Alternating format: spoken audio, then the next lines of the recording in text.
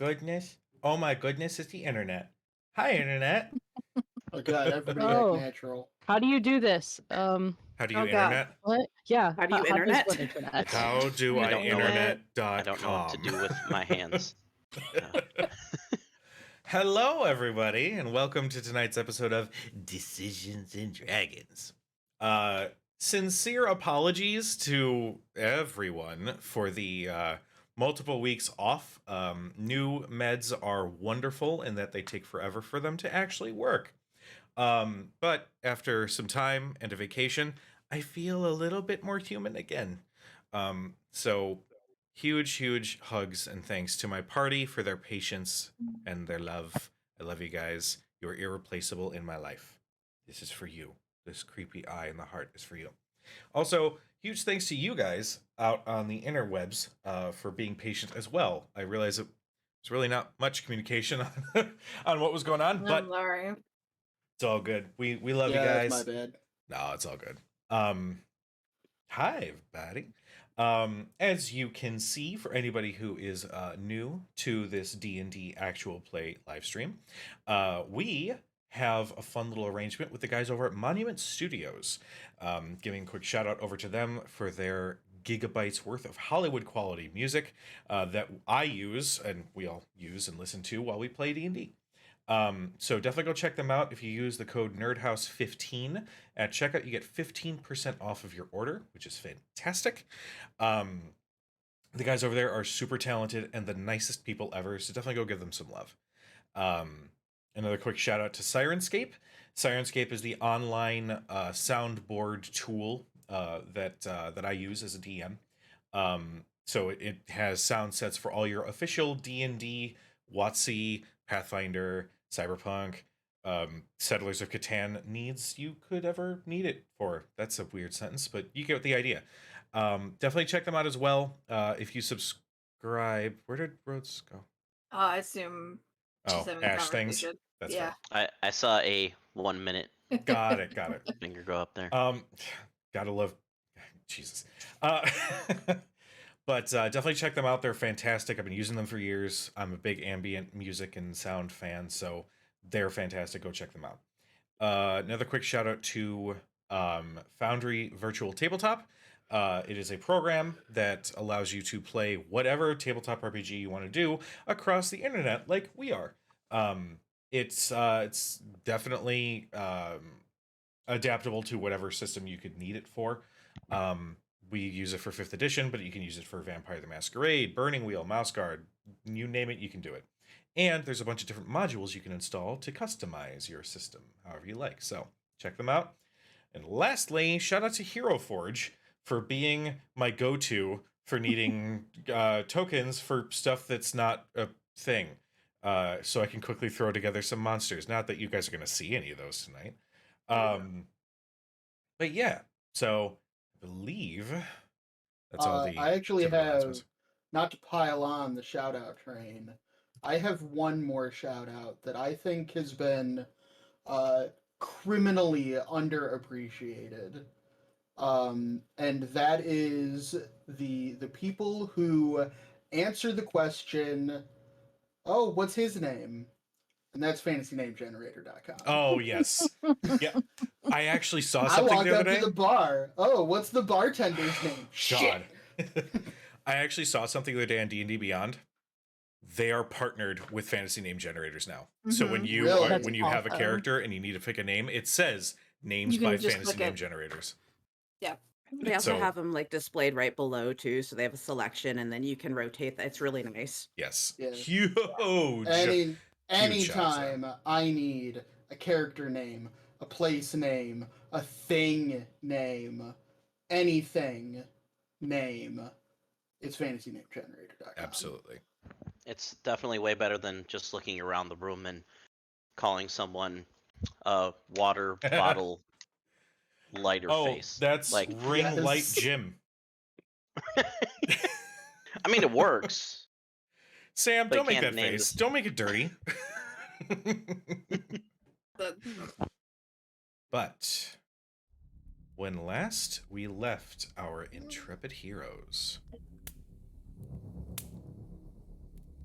our heroes had ventured from the Terrafan Sea to the north, across some tortured and corrupted plains to the city of Delita, in hopes to take out another one of the Whispered One's inner circle, a undead dragon named Skin Gorger.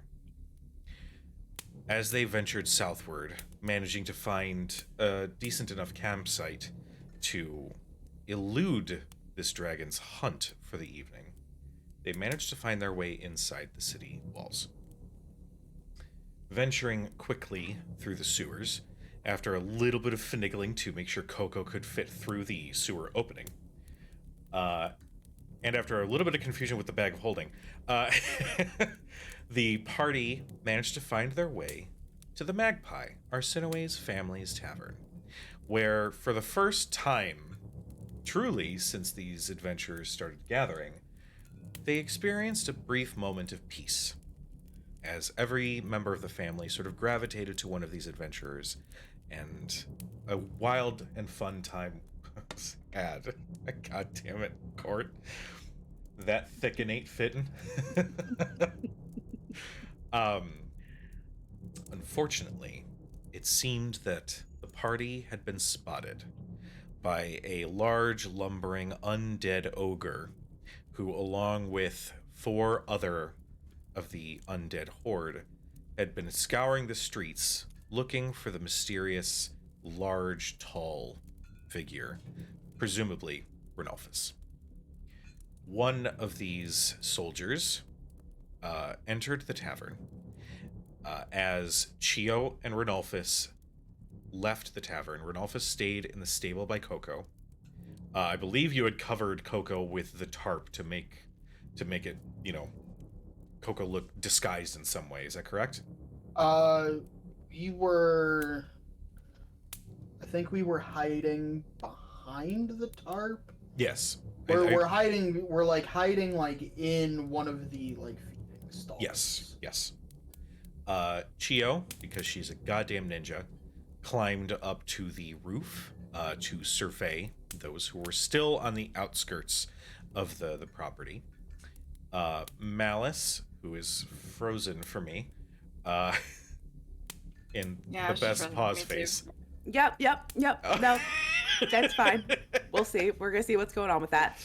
You're good. Tina, that's a great face you're making. I know. I'm sorry. You look like you're about to leap and hiss and screech. Yes. It's not the vibe I got, but go ahead. Malice and Flit had both joined the rest of Arsinoe's family in one of their large bedrooms to ensure. Oh God, Tina's the DM. Oh no, we're good. To ensure their safety, but also lay in wait in case things get hairy. Arsinoe had a one-on-one conversation with this soldier, a rotting undead, seemingly more intelligent than some of the other undead you've come across, and had stated there was no strangers out on the road tonight. Your deception roll was 19. The creature kind of leans in a little closer. Its mostly rotted eye still infused with some sort of fiendish green energy. Well, if you see anything, be vocal. Of course. And he stays there for just a moment. You can smell this horrible rot stench emanating off of this creature before he eventually slowly turns around and starts making his way back towards the door. Chio, I believe your perception was insane from up top. You can spot the undead who had stepped inside earlier, stepping out onto the street, and you can hear the ogre. Well, I don't think you'll be able to fit in that small building. And the undead who had been speaking earlier says, "Enough, fool. We continue our search. Move out." And they all slowly start making their way down the street. At this point, Renolphus, as you and Coco are hidden behind the tarp, I'll say that you can see this small unit of undead shambling down the lane. It's a basic, you've got like 50 or 60 feet. They're not going to be moving in your direction at all. They're just crossing in front of you. And you can see that they're keeping eyes up.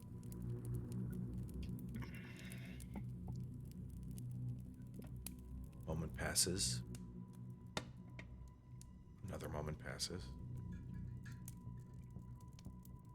Things seem safe for the moment.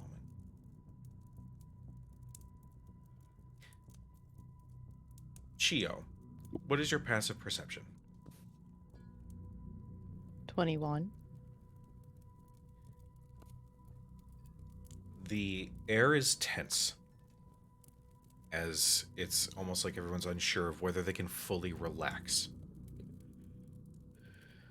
And you hear a very light whistling sound on the wind in the distance, followed by commotion. And you definitely hear the sounds of combat.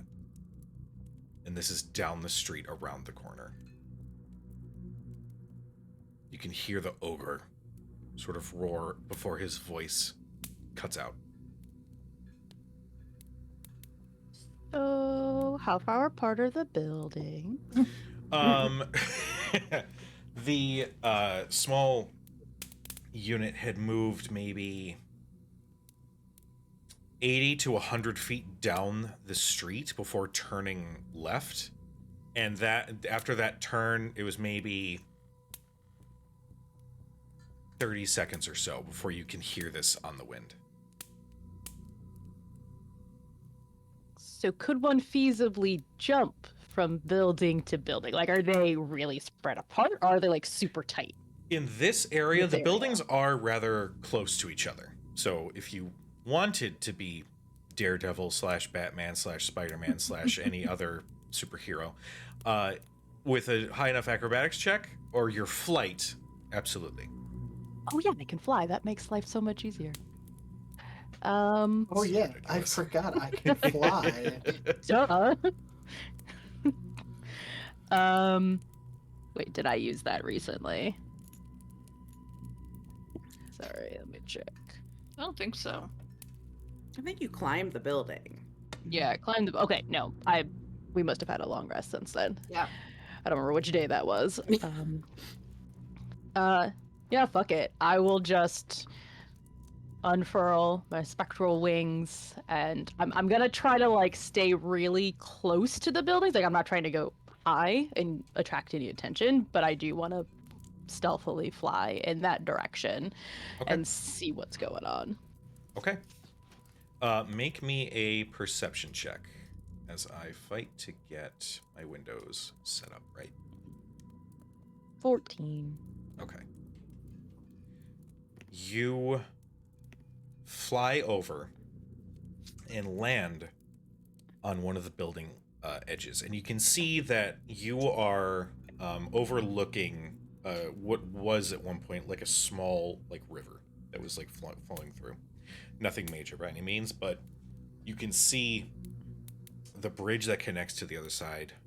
That also the street just gets lost in the maze of buildings over across the way. But they small unit had turned left and they were walking along the fence that was up against this river. And you can look down and spot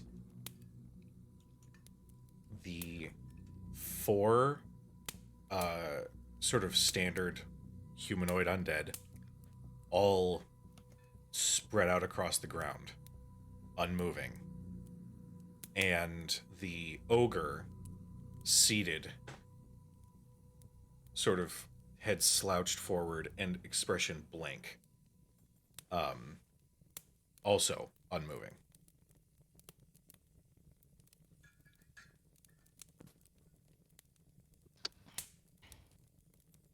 Man, I should leave.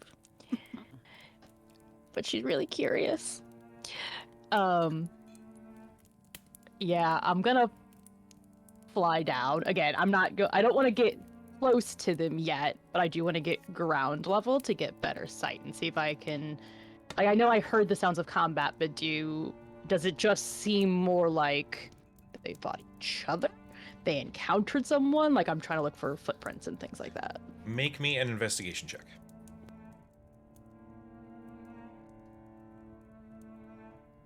Jail. 9. Okay. If you are kind of staying at a distance, it's a little difficult to tell. I will say, even with a 9, you can tell that they didn't fight each other.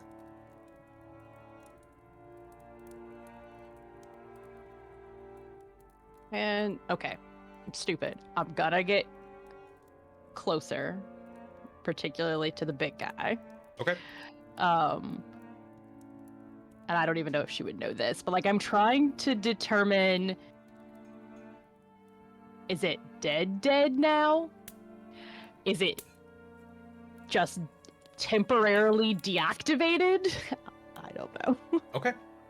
As you get closer, and we'll use your passive for this. You get closer and can see a deep wound of something piercing directly into his neck at an angle that severs the spinal cord. Glancing at the other undead, you see similar wounds, 2 of which look like their entire chest cavity had been caved in by something large. And as you are inspecting this, with your passive perception of 21, hear a whistle get louder and louder, and immediately know something's coming towards you. I need you to make a dexterity saving throw.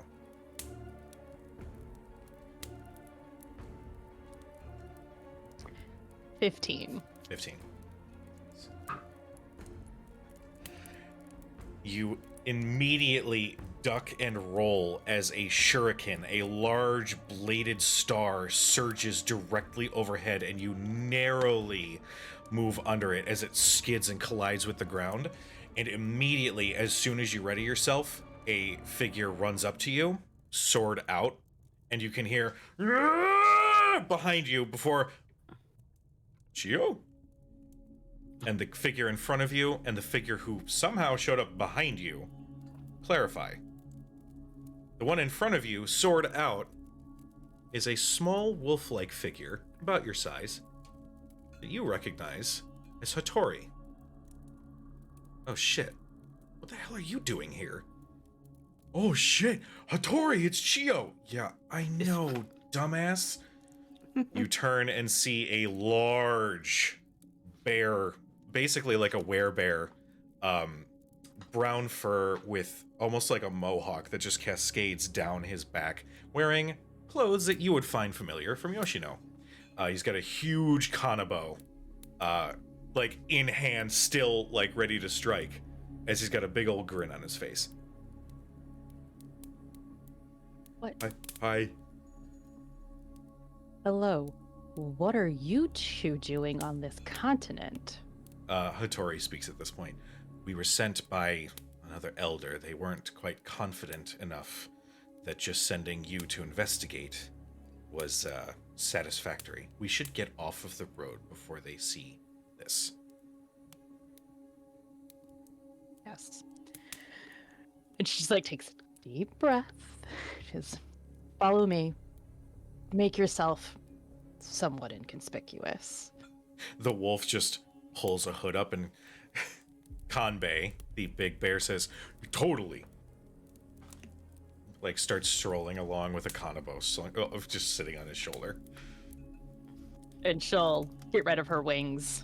So she doesn't stand out as she's walking down the street, and try to just lead them back towards the bar. She's not stealthing or anything. She's literally just trying to just be people on the street, trying to get inside. That's all. It's only like a block and a half, right? Yeah. What are the rest of you guys doing in these few moments? probably Did we see Chio waiting. fly off? Because Flit was upstairs. You were at the with, window. I'm gonna Yeah. say Yeah, I was you up in that probably room. heard some of the shingles move and looked up and saw Chio sort of follow after. How far is Arsinoe, like, from where I am right now? Downstairs. Yeah, Yeah, downstairs, like- like what, 20 feet total, maybe? Yeah, maybe. I'm probably like directly underneath you guys. I feel like we They would have to wait be for within you to 30 come feet up. for Flit to talk to them. Gotcha. Oh, telepathically, but Yeah. So she is gonna be listening. Obviously, they probably can't hear much, but when she hears Chio fly off and then kind of sees her, because she was standing right at the window looking out the window, she is gonna speak down into Arsinoe's mind and say, are they gone? I think so for now. Miss Chio flew off. Where? Straight out across. I just saw her fly away. Okay. I think it's safe for you all to come down now. What about the kids? She'll kind of, you can't see her look, but I look like out the windows for a second. I think we should be okay. Flit She just says turns as a back to- dragon, just, I'm just kidding. Cujo, I want to make a perception check before I really go anywhere. Okay. I want to make sure that, like, all of the bullshit is, like, cleared out. Okay. Flit will, in the meantime, turn to Malice and say, they're gone. Arsinoe says that we should be fine to come back down. And then she looks at all the siblings and says, even all of you.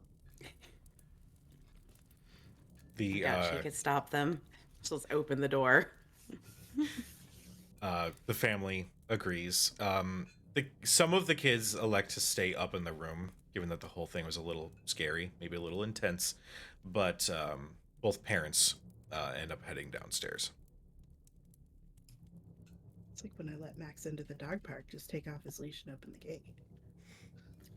I'm just saying there were two little kobolds who seemed like they would just be through the door. They are a little bit, which is strange, they are a little reserved in this moment. Anytime something like this pops up with the Whispered Horde, and Arsinoe, you can go ahead and give me a thumbs up or thumbs down on this.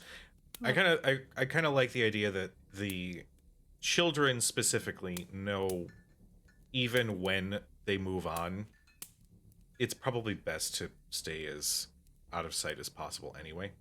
Yeah, the spirits kind of get deflated. Yeah. For sure. But yeah, the parents both move downstairs. And Arsinoe's brother, Harand, moves down there as well. It clearly looks like he was going to continue a conversation before they step out of the room. Cujo, I got a 21. 21. You listen out, and you don't hear any other footsteps immediately near you. I'll say that you would have heard some of the sounds that came from around the corner down the street. So you definitely hear that something's up. Cujo, did you mute yourself? I'm getting none of that. No, I can hear him. No, just a human friend. Hi. Can you hear us? Apparently, it's my fault. Hold, please. Did you mute me? Dustin's angry with you. What the He hell, totally man? blocked you. Yeah. Rude. hashtag Blocked. Nope, the volume dial on my headphones just decided to move on its own. Classic. Classic. It was the ghost. Yep. Yeah. It Boykin's was a gonna go. ghost. Boykin's gonna go back downstairs as well. By the way. Blame it Boykin, on if I Spencer. recall, is still hammered out of his mind from the drink that he had. The one drink he had. Yeah, but I survived it. This is true. You did. Yeah. You stumble your way down the stairs towards the bar. Oh, no. No. Oh god. So many technology issues. Oh, okay. Okay. Tina, come back. Tina, come back.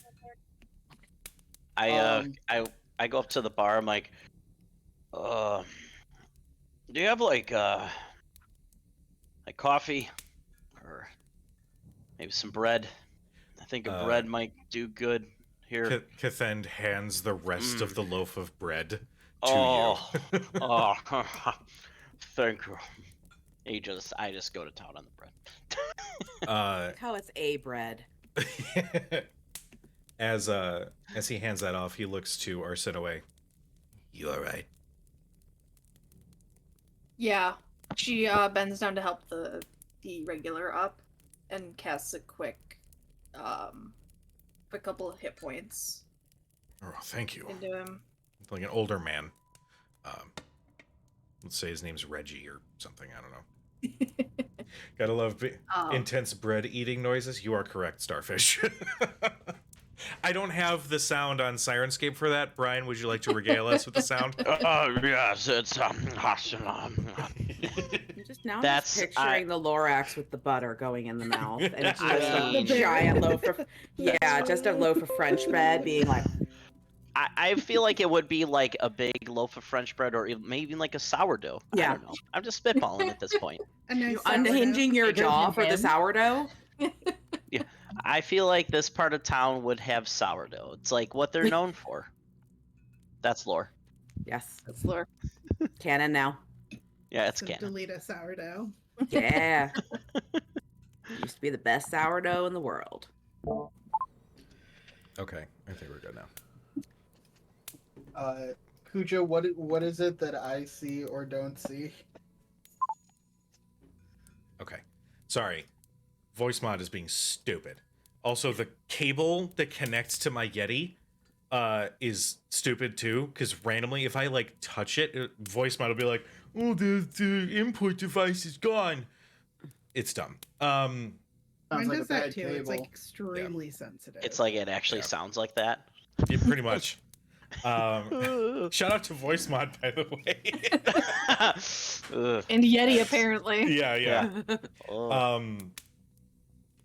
With your 21, after a moment or two, you don't hear much of anything else. I'll say if you allow a little bit more time to go by, you do eventually see Chio, flanked by two other figures. Chio seems to be walking rather, I don't know, relaxed, but not immediately giving off any sense of danger. And these other two are walking with, well, one of these is, My insight check will be the judge of that, sir. well, Oh God. I have a really good insight. I don't know if you know this about Renalphus. No. Chio's cool. What was the roll? 23. Jesus. With the 23, you definitely get the sense that she knows who these two figures are, and they're just making their way towards the bar. I was really hoping for a nat one on that one. That'd been a lot more fun. I was roaring out of that barn. Chio, your friend was about to get cut in half. Rude. God. I'll say at this point, as things seem to start easing up, Chio, you will be able to walk into the bar with your two friends. And I'm right behind you. Sounds good. But yeah, Chio walks in with two strange figures. A humanoid wolf shifter with a hood up, but it doesn't hide the snoot coming out from under the hood. wearing some strange leather armor with a bladed star on one hip and a sheathed sword on the other. And then, slowly dipping down into the room is a 7-foot tall humanoid that looks more bear-like, bear shifter. That just consistently is in shifting, or shifted. I have the same question as Dustin. Or why don't you ask it? Is he taller than Renalphus, or is Renalphus taller? You're not sure. Renalphus is outside of the room. They'll have to have a height contest in order to figure that out. All right. Well, Cujo, I'll ask my more directed question: Is this bear creature 7 foot even? You'll have to get a little bit closer to be able to tell. Okay. Renalphus is 7'1". Yeah. I'm No. 7 foot 7 0.5. 3/4. That half counts. I hate to break it to you and make all y'all look like fools. Renalphus is 7'9" tall. Jesus. Ridiculous. Redonkulous. Yeah, he's a big guy. Nice. I mean, Flit has to crane her neck to look at both of them, so it's all the same. It's all above a certain height, it all becomes the same. Yes. Skyscrapers, the long Yeah. view. Flit I is was gonna just say, is that within like her draw Yeah. distance? Yeah. Like, is he just like a fuzzy head up here? She has to like measure sometimes. She's like, Is she out of the 5-foot square? If she's like, Flit has You're- basically come to terms with a lifetime of neck issues if it means that she has to travel with Renalphus a bunch. she's just gonna get like one of those periscopes that like comes Opera out. glasses. Yeah. But Chio, you are back in the Magpie with your compatriots. The wolf kind of unnecessarily sizes everybody up, and Conbase says, "Oh, hey, sorry. Oh, that looks really good. Oh, bread. I like bread." It's bread. Just like It's sourdough. tears It's off a little this chunk. region. This, Now there's 2 of them. One's just Mm. really tall now. Sit, sorry if there's please. saliva on Sit, that. both of Oh. you, Huh? please. Oh. Sit. Is the wolf looking Sorry. I'm like already she's sitting. dinner? I'm already sitting. Like he Conbay isn't sitting, but he thinks he is. Conbay looks around at the tables and then finds the corner because the chairs aren't going to be able to handle his weight and just like plops down. Hattori finds a seat next to Conbay. So I'll look to the regulars and say, perhaps we should call it for the evening. the regulars are like, yeah, it's more excitement than we're used to. You guys have a good one. And they start gathering their things to start heading out. Thank you for your help. Of course. Invaluable. Anytime. Stay smiling. Please walk home safe. Yeah, we'll walk together. We'll be fine. They, one by one, file out, and your mother moves and closes and locks the door and snuffs out the lantern that is visible from sight, closes the curtain, but the tap room is still lit enough. Yeah. Well, I'm gonna go upstairs to find some tea for myself, because it's a lot happening all in a short amount of time. Darling, don't stay up too late. And she gives Arsinoe a kiss on the forehead. Good night, everybody. It was wonderful meeting you. I hope that tomorrow brings better tidings. And she just glances at the 2 strangers in the corner before she essentially moves up the stairs, bringing your father with.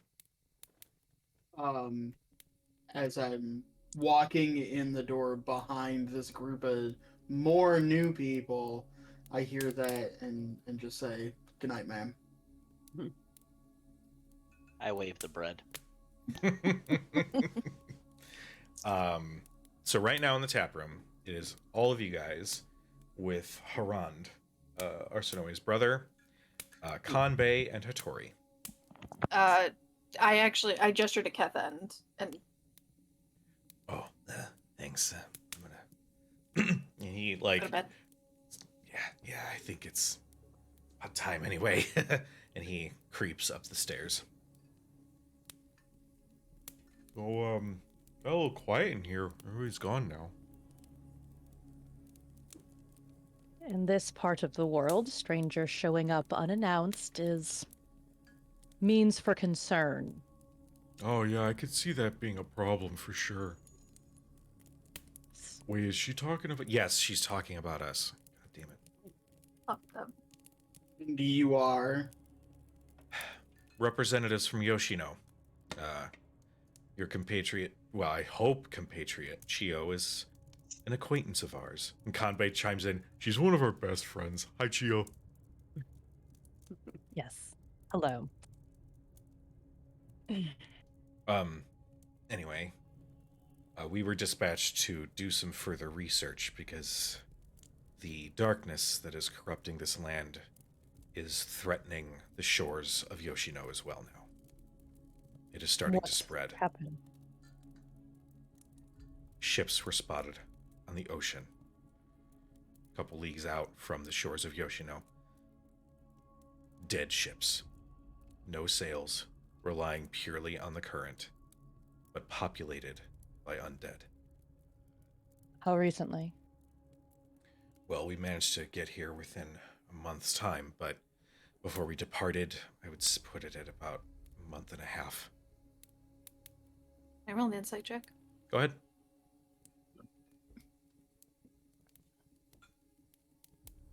17. Hattori is speaking, he's choosing his words carefully, mostly because he's in a room with a bunch of strangers, and yes, there's Chio, but he hasn't gotten a read on the rest of you yet, so he's speaking very formally, but you don't get any red flags that he's lying or anything like that. Okay. Cujo, it is worth noting that I don't continue into the room. I'm pretty much blocking the door. Okay, sounds good. I'll say Kanbei, in the middle of eating the small piece of bread that he took from Boykin, glances over. Oh, wow, you're really tall. I'm typically the tall one around my group of friends. That's cool. Mm-hmm. I'll just, after hearing that, I'll turn to Arsene away. I'm sorry for bringing additional people to your family's home.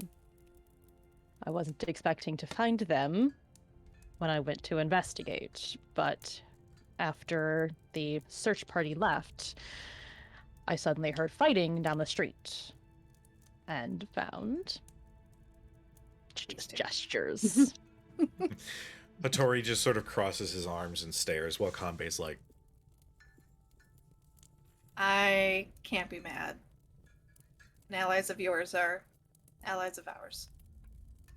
My concern is what the response will be to that group of the horde going missing. oh, I didn't think about that. And Tori's like, it's... To be honest, I was about ready to do the same, so it's just something we'll have to deal with. Hopefully no one knew that they were on their way here. But that just means that we have to move quickly. Hattori speaks up and says, with the numbers in the city, it'll be negligible. If anything, they'll search for a little bit, but they're fodder. I'll turn to Tori and say, that may be true, but this is why we are taught to think before we act. You don't know the ripple effects that our actions can take. If this family is in danger due to the actions of yourself or a representative of Yoshino, that's unforgivable. Hattori kind of like bows their head a little. And Kanbei says, I'm real sorry. It was just, they were kind of bullies. And, you know, the town's already having enough of a problem. We just figured we'd step in a little, take out the smaller ones that we can, so we can get some more information on patrols and all that. We've actually been here for a little bit, and you're the only one that we've, well, interacted with on the living side. It's been kind of lonely. I know your intentions were positive. I just want to ensure that we don't cause any negative effects while we're here. That's all. But wait, how long have you been here exactly in this town? Hattori says we've been here about a month. This is where we made landfall. Uh,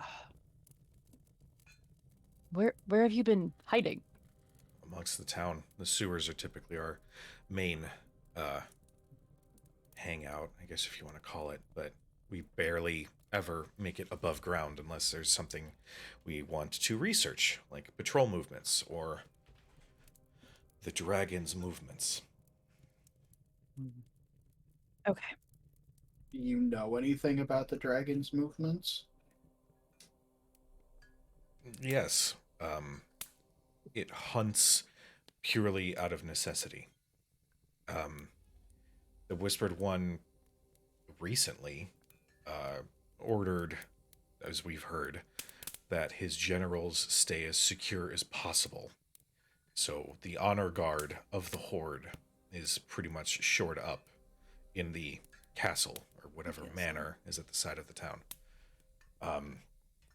The only time that Skin Gorger is allowed to roam is in the dead of night, and he stays relatively close to the town itself. But even then, there are mages positioned on the tallest tower in the castle itself to keep an eye, just in case Skin Gorger comes across any resistance while out hunting.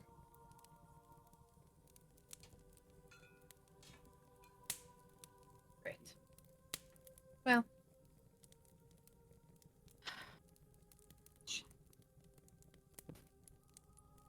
Art.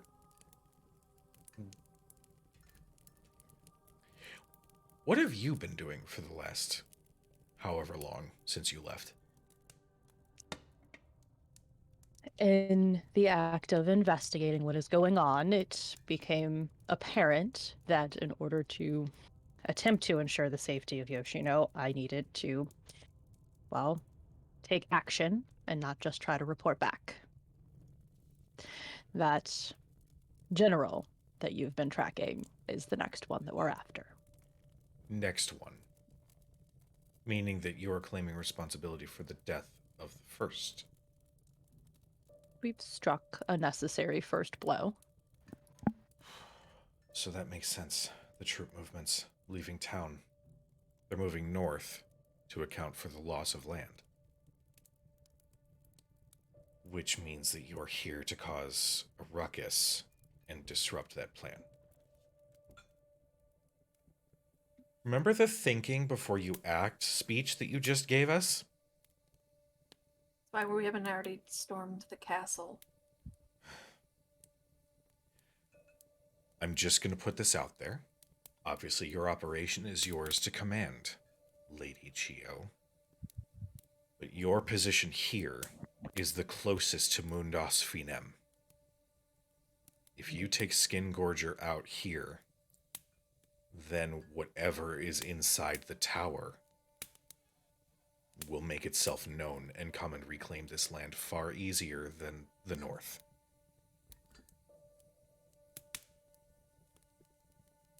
If they've already gotten bold enough to attack Yoshino, then something has to be done. And if we can continue to move around and cause, as you say, ruckus in multiple areas, they spread themselves thinner and thinner until eventually we can strike at the heart.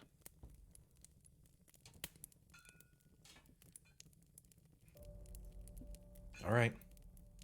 Make me a persuasion check.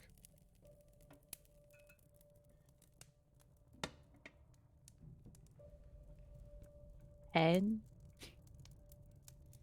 He looks a little uneasy, but he'll nod, mostly out of respect.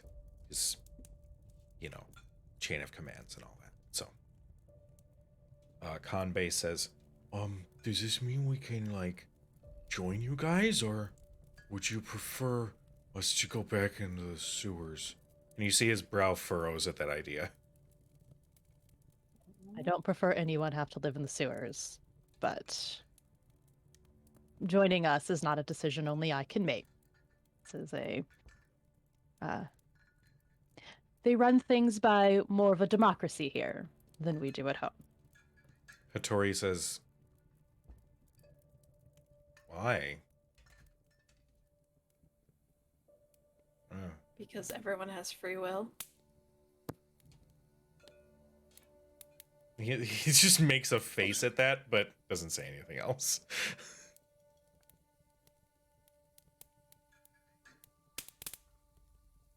So, what do you guys do? I look at Chio and just ask, are these two more or less likely to get themselves and us killed if they tag along? They're more than capable. I trust them if they took out that search party that was searching for you. Oh, are you talking to... Oh. Yeah. It was fun. Well, it wasn't fun, but... I'll stop talking. I'll just take some... Could I have some more of that bread? I would like to go and get some bread, and if there's anything behind the bar, alcoholic and non-alcoholic, since I know Actually- Chio doesn't typically drink, I would like to start bringing out some stuff for our new allies. Boykin tries to hand you a piece of bread as well. Oh, Just we can, yeah. I mean, I don't know where anything is, so this is He mostly took a just... bite out of that one, and it's a little moist because he was kind of like holding it in his hand. He's been holding it that out was- now. I like hand Oh. chugged it out of my mouth. I think maybe While fiddling that's with not other stuff. okay. maybe we can just cut that piece off. Yeah, whatever. It's your bread. Compared to what we found in the sewers, this is really not that bad. He just... like, full... I would imagine. Hattori says, don't worry yourself for me. I'm perfectly fine. Thank you.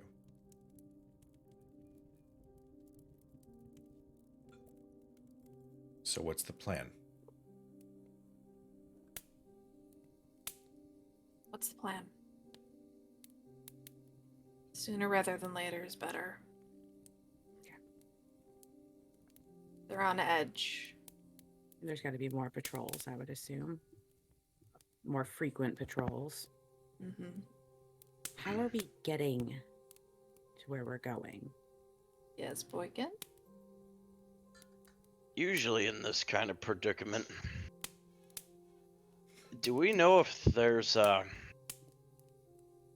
underground of some sort? I don't know, some freedom fighters or something People to in the that city? effect. Yeah. Just point to Who knows, us in maybe- a way. It might be a good idea. To cause a ruckus, Distraction? draw the attention of at least the horde in the city. Well, Would they want to, though? depends on who we ask. I don't know of anyone in particular, unless somebody has created a movement since I've been gone. But I have faith that those that have confidence in themselves and us will step up. They did tonight. Is there a way that to make sure that others who either can't are not caught in the crossfire? That's my concern. And she kind of looks towards the stairs for a second. I'll take care of them. Haran says. As soon as we can, I will make sure to mobilize our family to move out of the city.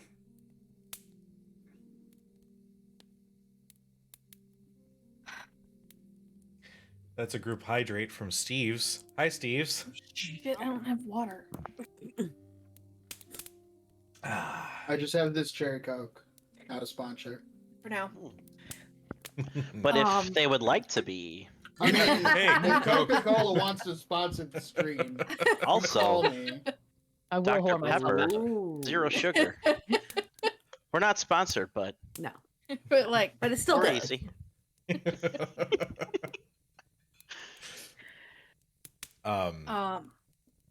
Go ahead. no, she's just she starts pacing. Kind of just thinking and yeah, just kind of there is one more important question that needs to be asked. This dragon has a considerable advantage over any of us in that it can fly. How do we mitigate that advantage? Well, we were gonna take it down in its lair. Which means during the day, Which means during the day. maybe just after it returns from hunting. Do they get tired and sleepy like other animals? I would think Not a that lot. I would think our best bet would be to try and sneak into the lair just after it Leaves and be waiting for it. and be waiting for it. So go in.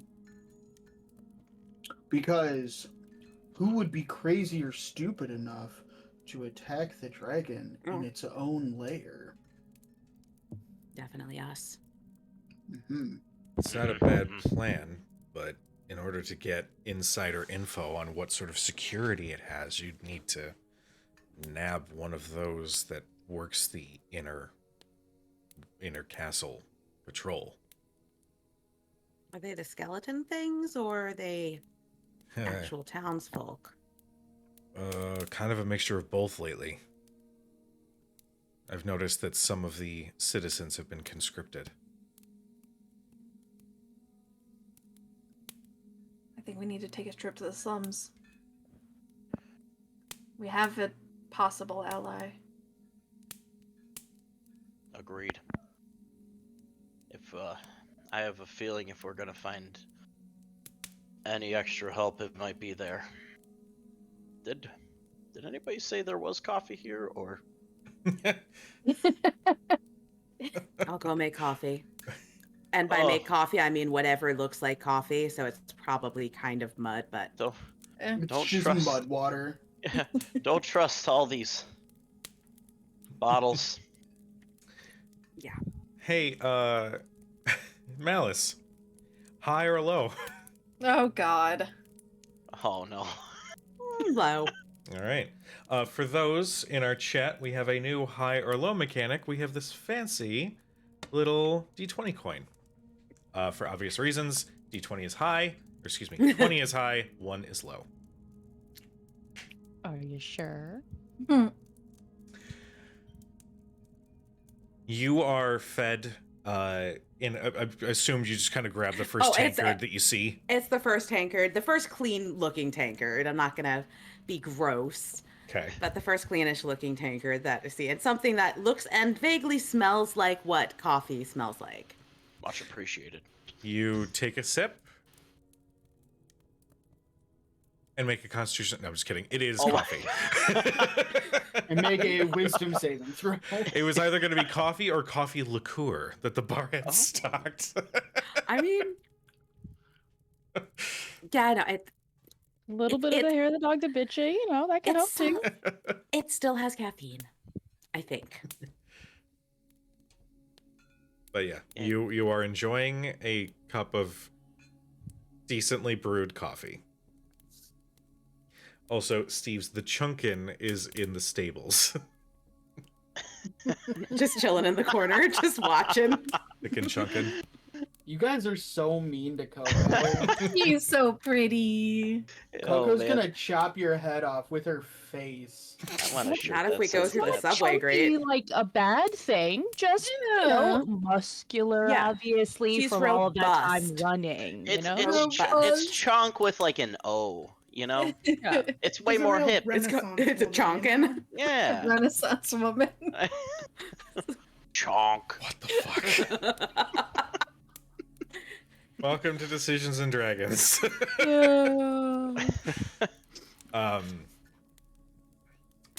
We'll say a couple minutes have gone by. People have been served some measure of food and drink. Kanbei accepts whatever food he is given and starts just shoveling it in his face. But I'll say at this point it is approaching evening hours, like far late evening hours. What is the plan? Are you guys resting for the night? Is there anything else you wish to do while in town? I feel like we have to, at least tonight. Let's go. If we're gonna talk to people in the slums. I'm thinking try and find Julian. Julian? Well, yeah, Julian. Julian. We did promise we would. Yeah. He might be our inside person. At least have a better chance of being our inside person. Is it safe to do that Is it now? Is it better to do that now? Because there a Daytime. curfew or something? I don't know. The Horde has imposed a curfew.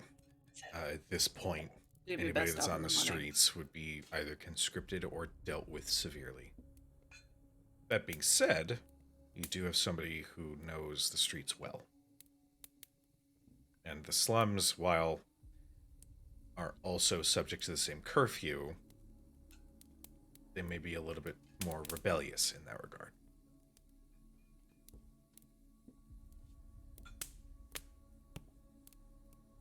So some of us could go. Tonight. I look at the bear man and say, not us. Hmm? Oh, I can go. No, you can't. No, wait, I learned a new trick. Hold on, wait. And he puts his hands together, and you guys watch as his image shimmers, and he becomes the undead ogre that you had seen earlier. See? It's the only thing I can mimic, but it's something. That's That's amazing. more than I Actually can Well, mimic. impressive. That's Damn, I very- stand corrected. I can Useful. do that too. And Flit will use disguise self to make herself look like one of the skeletons, but it's obviously small size. Oh my god, you're like a fun-sized undead. And he I was like, really hoping pats you were your gonna head. make yourself look like the undead ogre, just a miniature version of it. When he pats me on the head, I'll do that. I'll make myself look like the undead ogre, but tiny, and just put my hands on my hips like that. I like that. It's wonderful. Oh my gosh. Did you learn that in Yoshino too? I've never been to Yoshino, but I do have magic. Oh. Well, that sounds cool. I only have this and one other thing I can do. Typically though, and he'll just take the huge kanabo and just hold it out. I hit things with this really hard. Well, that's 3 times my size. And I can do this though, and she sends up her dancing lights. he becomes enamored. Oh my god. God, that's so pretty. And he reaches out and tries to grab one. And Hattori's like, so are we going or I would suggest, if not everyone feels comfortable going, perhaps just those of us that can be perhaps the most, to say it bluntly, inconspicuous. I think that's fair. he's Kanbei's still trying to sneak up on a light at this point.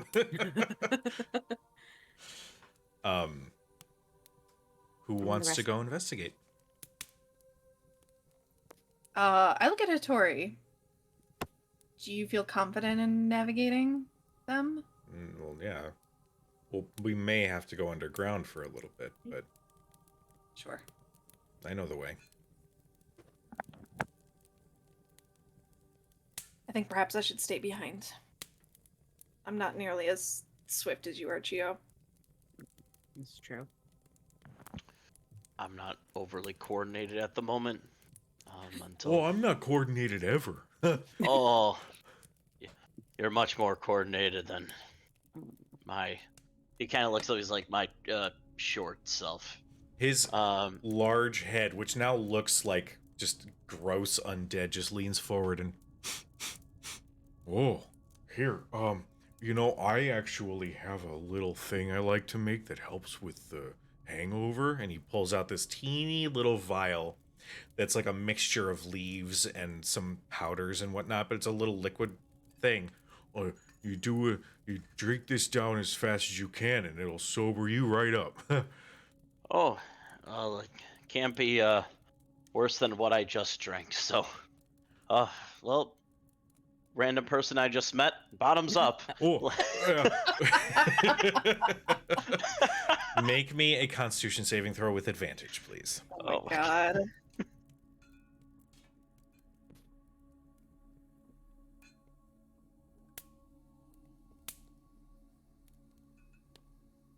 Oh, thank God. 24.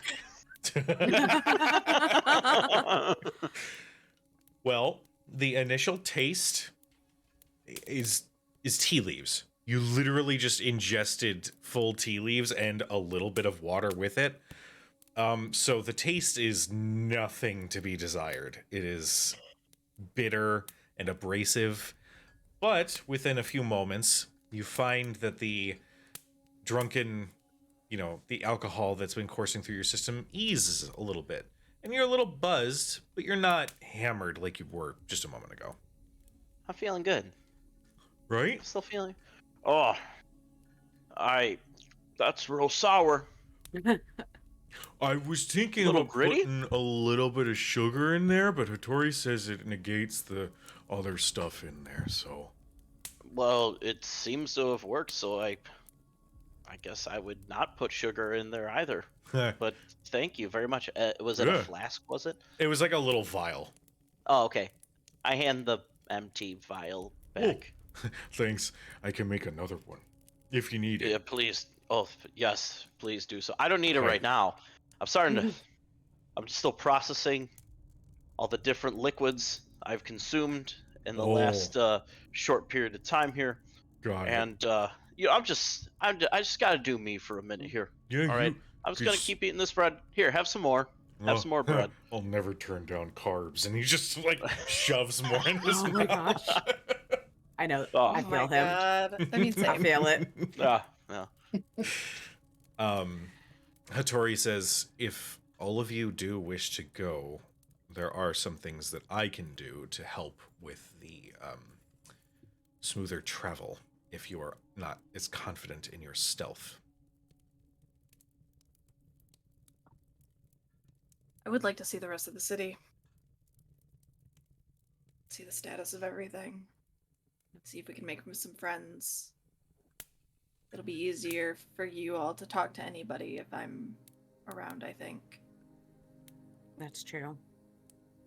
Plus, with Kanbei in his current state, it'll be easier to pass off that he's just interrogating one of you if you do happen across a patrol. Or if we need to dissuade a patrol. Precisely. It's probably Yeah, I'm better pretty come with you all. confident in my stealthing ability, but I got nothing to fall back on.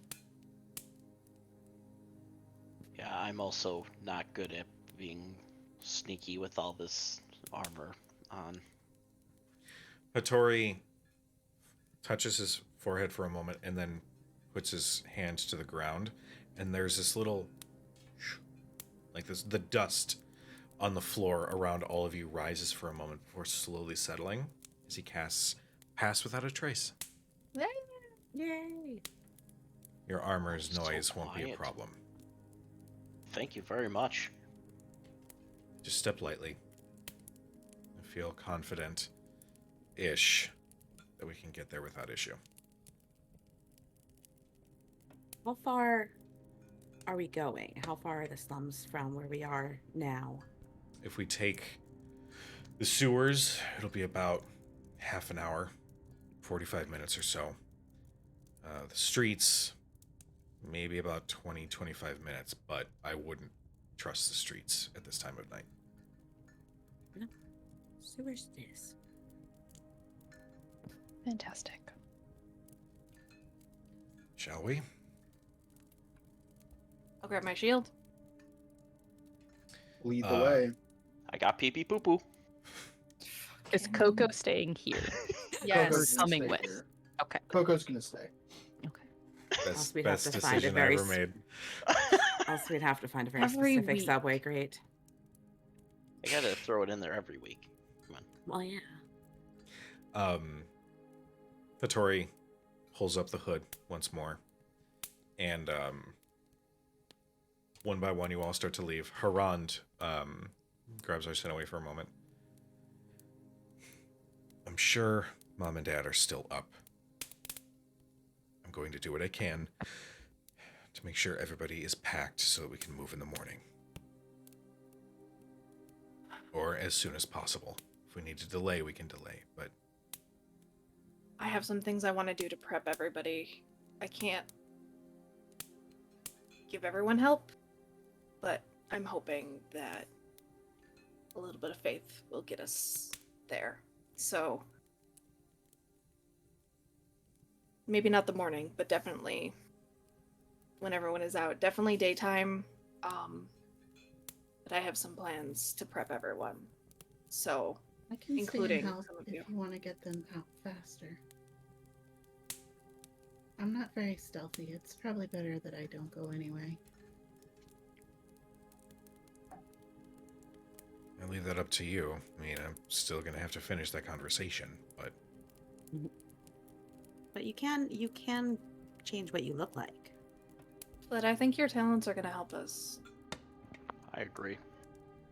The rest of us will have to figure something else out where yeah, I need my mini ogre buddy. they're That's small undead. They'll be okay. They've been dealing with all of this without me for quite a while. Yeah, it's been great. I'm sorry. It's When the fine. divine call, you answer. Although I really didn't have a choice. in God, the that was the matter. most pretentious thing That you've was- ever said. I'm going upstairs That now. can't You guys do She'll you. gently like True. punch him in the shoulder. Yeah, just go. Divinity is a concept, but that's fine. Sure it is. Aren't you carrying Says the divinity in your one- pocket? I'm carrying great power, but I could have great power if I try hard enough. Vittori raises an eyebrow, but doesn't inquire. Haran says, "All right, go do your God's plan thing. I'm gonna go take I care of Mom and didn't Dad." say. No, it's cool. It's what you meant. It's what you meant. It's cool. That's not. You're the what I- chosen one. I get it. And then he just starts walking up the stairs. God. Just make. He calls down. Just make sure you turn the lights up before you leave. I wanted to come back. I wanted to come back. She'll close up shop while everyone is getting ready and lock the door behind us. All right. Actually. Is a show on Dropout. Hey, if you don't have a Dropout subscription, Yeah.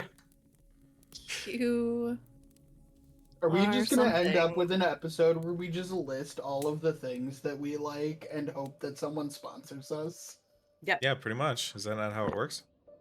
When you were starting to bring up coffee liqueur, I was about to be like, yeah, Kahlua, what do you guys think? Like,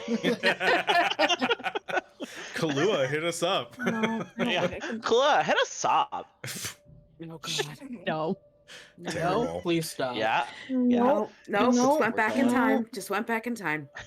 What do you want, Um. like Comet to sponsor us so that we can clean up all that pee pee poo poo? Oh my God. Nature's miracle. Yeah. I think That is a 5th level spell that I did not prep. Oh. Sorry, I'm trying to think if I can do something real quick before we leave, but Do your thing, honey. Jesus. I didn't prep it. I can't do it. Not today. That's a tomorrow task. Oh, hey, that's right. Hang on a second. Because I was gonna prep it after. Oh. If Cujo will even let me. Meow. I'm gonna do it in the morning. What are you? Maybe. What spell? Word of recall. Oh, yeah. It has to be on a designate a sanctuary by casting the spell within a location such as a temple dedicated to or strongly linked to your deity. I don't know if the magpie will count, is the thing. I said will you say, given that you guys do have your shrine, Yeah. I'll say that works. Okay. I will prep that tomorrow. Yay. That's a tomorrow plan. So she just locks the door behind us. Turns off all the lights. All right. By the time you guys step out, there's a little bit of a drizzle coming down, adding a little bit of grace and ease to your travel through the streets. Hattori leads you to a sewer entrance that was a little bit more tucked away, less frequently visited, but he grips the cap and yanks, and then yanks again, and it barely moves. Kanbei, I like this part, and he like steps through. Almost instinctively, I'm already walking. Both of you reach for the grate. Typically, well, I mean, you can help if sure. On 3. Sure, I just nod. 1, 2, 3. Make a strength check. Or athletics check. Athletics. I mean, it's the same. I'm not actually trained in athletics, which seems a wild oversight. But it doesn't matter. Natural 20. Nice. You both and easily lift the sewer grate, and it is wide enough that all of you can one by one step inside. The two of you slip in, slowly closing the gate behind you, and are met with a pitch black darkness and the smell of shit and rot And the smell of pee pee poo poo. smell of pee pee poo poo. Literally pee pee poo poo. What are you guys doing for light sources? Having dark vision. Yes. Hattori agrees, having dark vision. Does They may anybody not. not have dark vision? I kinda do. I just gotta wait for my eyes to adjust, and then I can see, kinda in front of me a little bit. So I think that counts. Flit will just So that's throw a no. dancing lights. Oh, they're back. As he follows them off. Yeah, and I he's had- gone. He's gone. This is a little bit ago, and I had messaged Rhodes about what are your thoughts on 2 side characters or whatever, because I had this thought of a really takes himself way too seriously ninja, and a dude who's stuck to his hip, that is just big and kind of doofy. I just the combination Love just made me him. laugh. They're so good. He's just happy to They're so be good. here, okay? He's Yeah. just happy to be here. Feel like I'm in Of Mice and Men. Kinda. George, what about the rabbits, George? Oh my god. You're right. Did Better nobody not nobody be a else cow nobody at the else end got of that? That's not how it, Oh. Lenny? So good. As long as it doesn't end the same way as Yeah, that yeah, story, I think we'll Tell be me okay. about the rabbits, George. Yeah. Yeah. Campaign's still early. Jury's out Stop on that. it. I mean, we haven't really gotten attached to these characters yet, have we? Wow, rude. I'm absolutely emotionally invested in these two. Okay. Well, then I have bad news for you. This is a Damn. perfect time to kill one of them.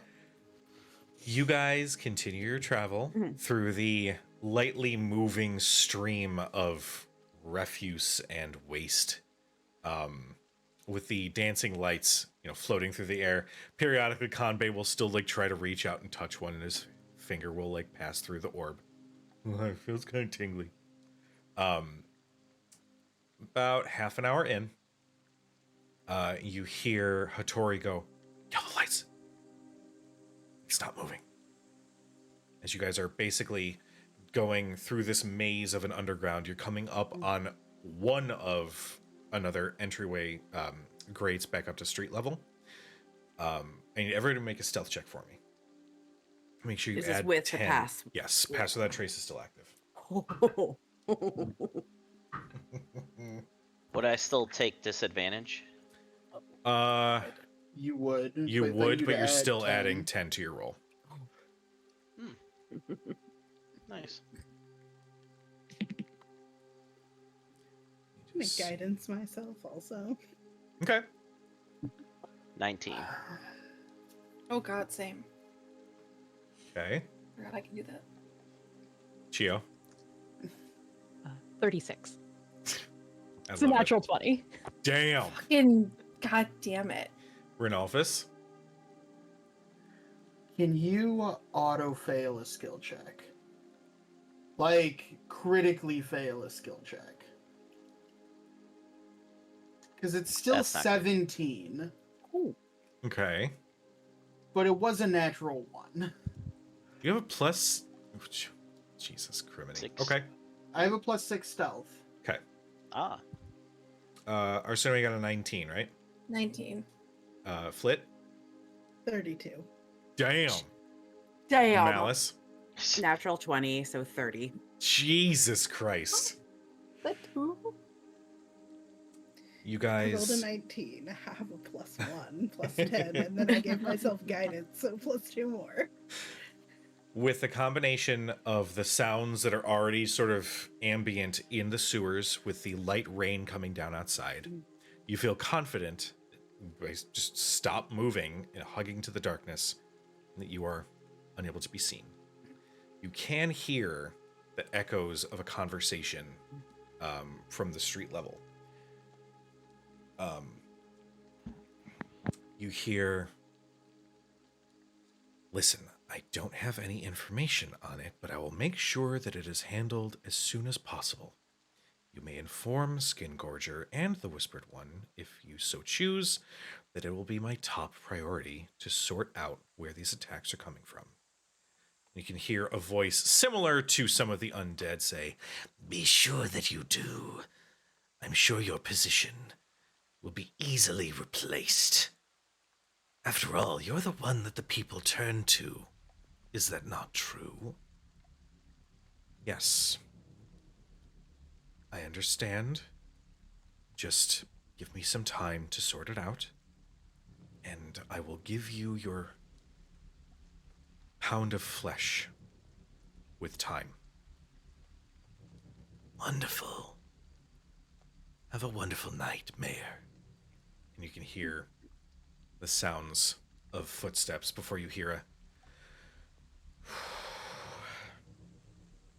just a heaved sigh before more footsteps are heard, and silence fills the sewer once more.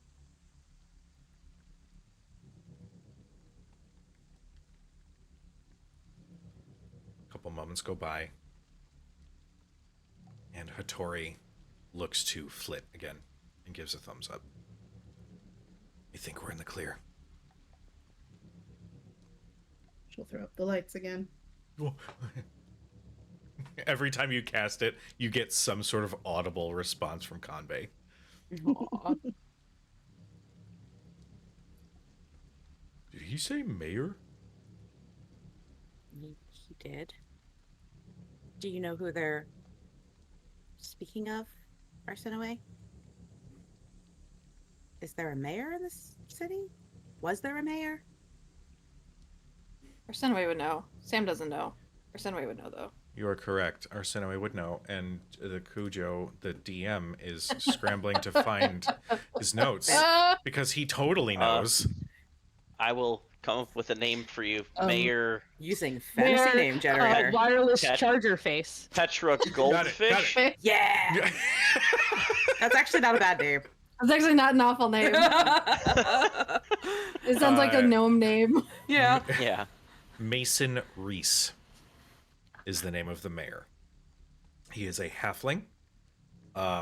You've seen it, Mayor Finnegan. You've seen him pass through a handful of times, Arsenoe.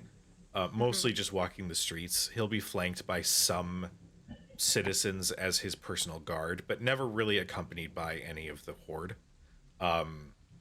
There is one other creature of note that travels with him. You know her as Helene Fletcher, which is like the captain of the guard when the Whispered Horde is not in command. She is a humanoid with features not too dissimilar to Malice. It's clear that whatever transformation that Malice and your sister had gone through, she has experienced as well. Those are the two people of note that come to mind. What's the vibe with the mayor? Like, is he somebody that this kind of conversation that they just heard, is that surprising? Is that like kind of just normal, not really like he's a fucking snake, so Make a history check.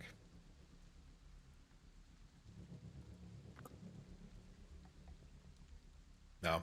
I don't know him that well, I mean, apparently. from what you've seen, he seems like a worthwhile dude. I mean, He puts on the politician face, he but kind of like, puts on the politician face, but beyond that, you don't really have any like mud or dirt or anything like that. You haven't really heard of any big rumors about the guy either. Essentially, he like makes the tour around the city from time to time to make sure that the spirits are as uplifted as they can be. But you know.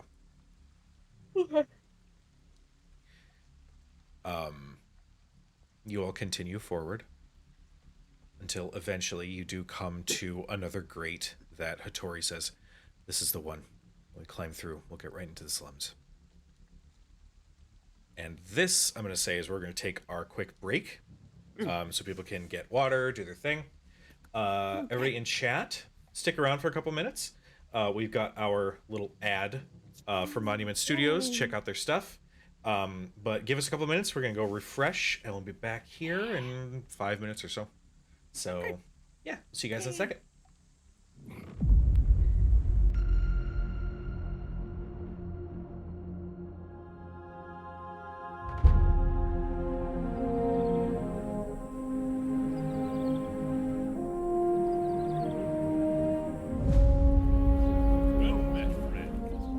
Good day to you.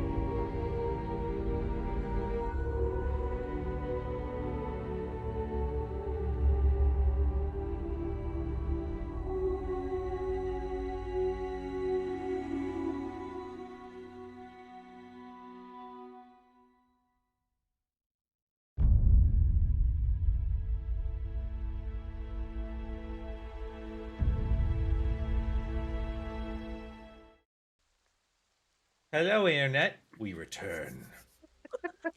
Yes, we're back. The internet So doesn't much know why better. you did that. No. That's all right. I'm not here for the internet. I'm just Yeah. here for the lulls. We were giving Dustin shit because he's like rule of thirds, but he's like so far over here. It was fine. So, you all emerge one by one from the sewer grate. Sorry, I'm trying to find a good music thing. We'll do this one.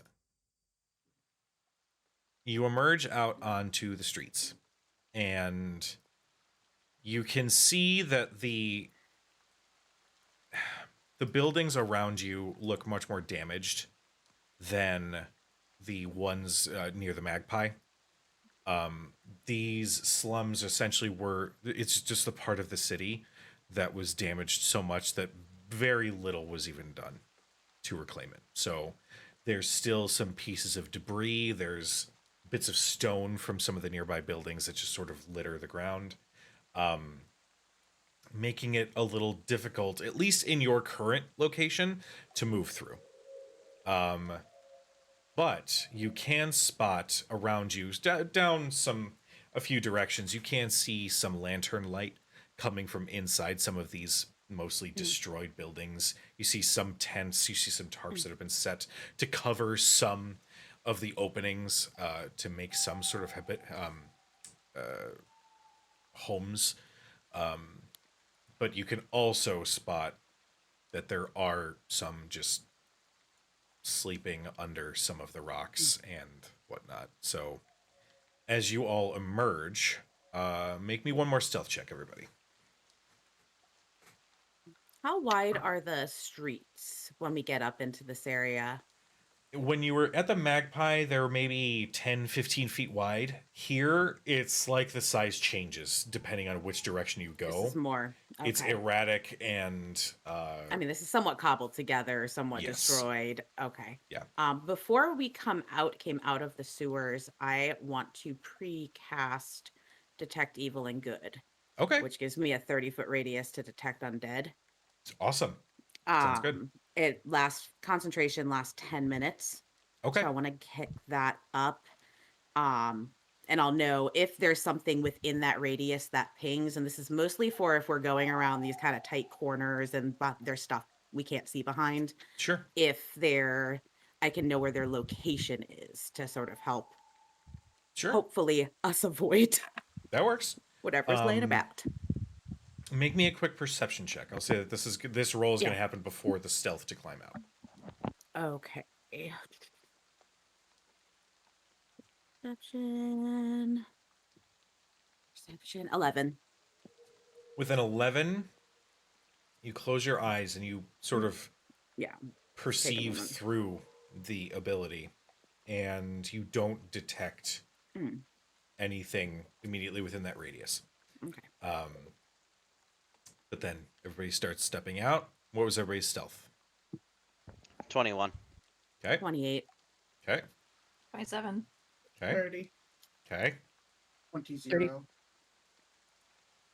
34. Jesus. Batman.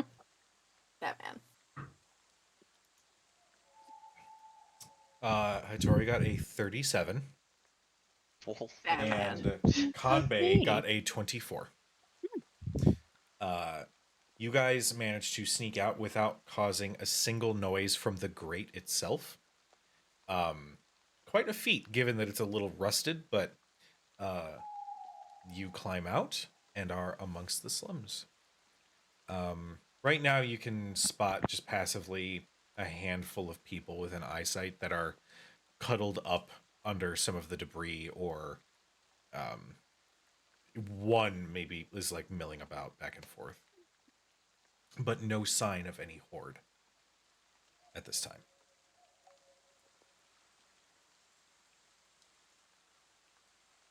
Hattori turns to all of you.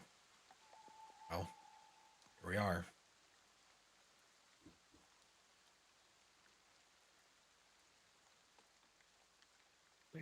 I just turned to Darkson away and said, "Lead the way." you'd have a better idea than any of us of where we're going. Yeah. Should we ask someone?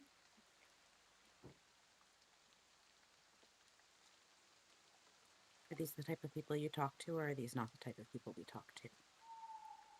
Oh. I guess it depends. They might talk to us, though. I think. Would I have any idea? Would Arsenoi have any idea of, like, maybe not hangouts, but like congregation points, speakeasy type vibes kind of thing? Would she like, where would the best place to start necessarily be? Make me a history Dive check. bars. Oh, but You I'm look not. for the special light on the wall, and if it's on, you can go Yeah. down and give. Exactly. If the candle's lit. Mm-hmm. Uh-oh. Nope, I know nothing. What'd you get? That one. Yeah, within that one, you're not too sure. I'll say maybe a handful of times you've been through the slums, but the inner workings up here, given that you Yeah. have a home in the Magpie, it's difficult to tell.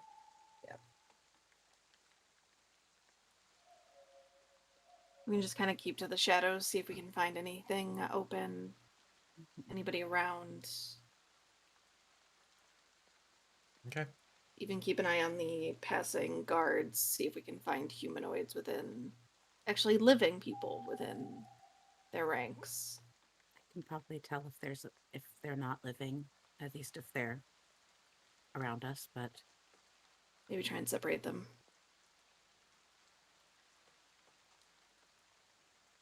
All right. You all begin sneaking along the streets, keeping a weather eye. Everybody make me a perception check.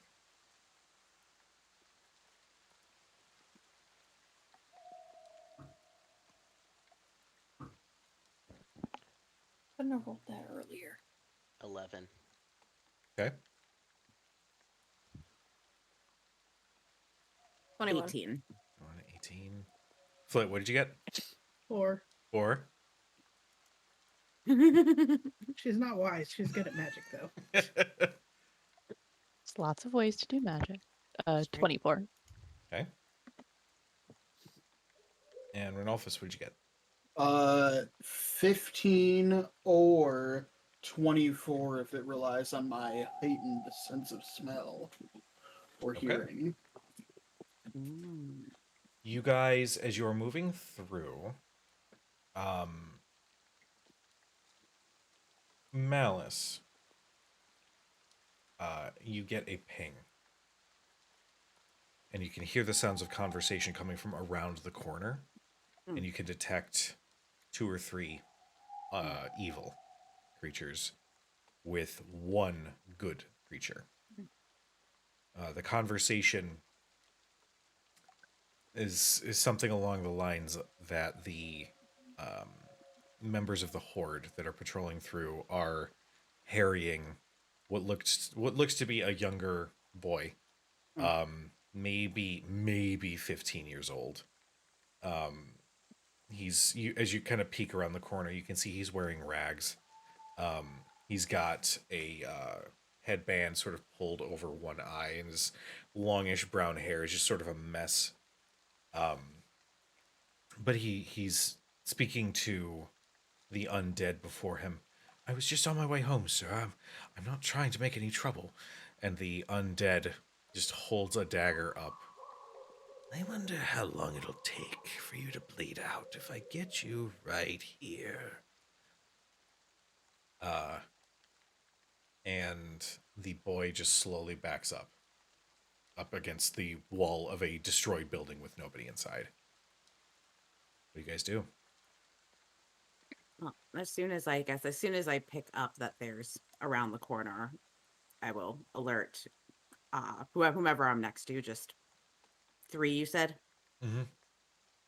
You'd be like, that was 3. Hattori eyes that and starts climbing up the building. Yeah. How far away are they? Maybe 25, 30 feet. Okay. It's a little I tight. am going to um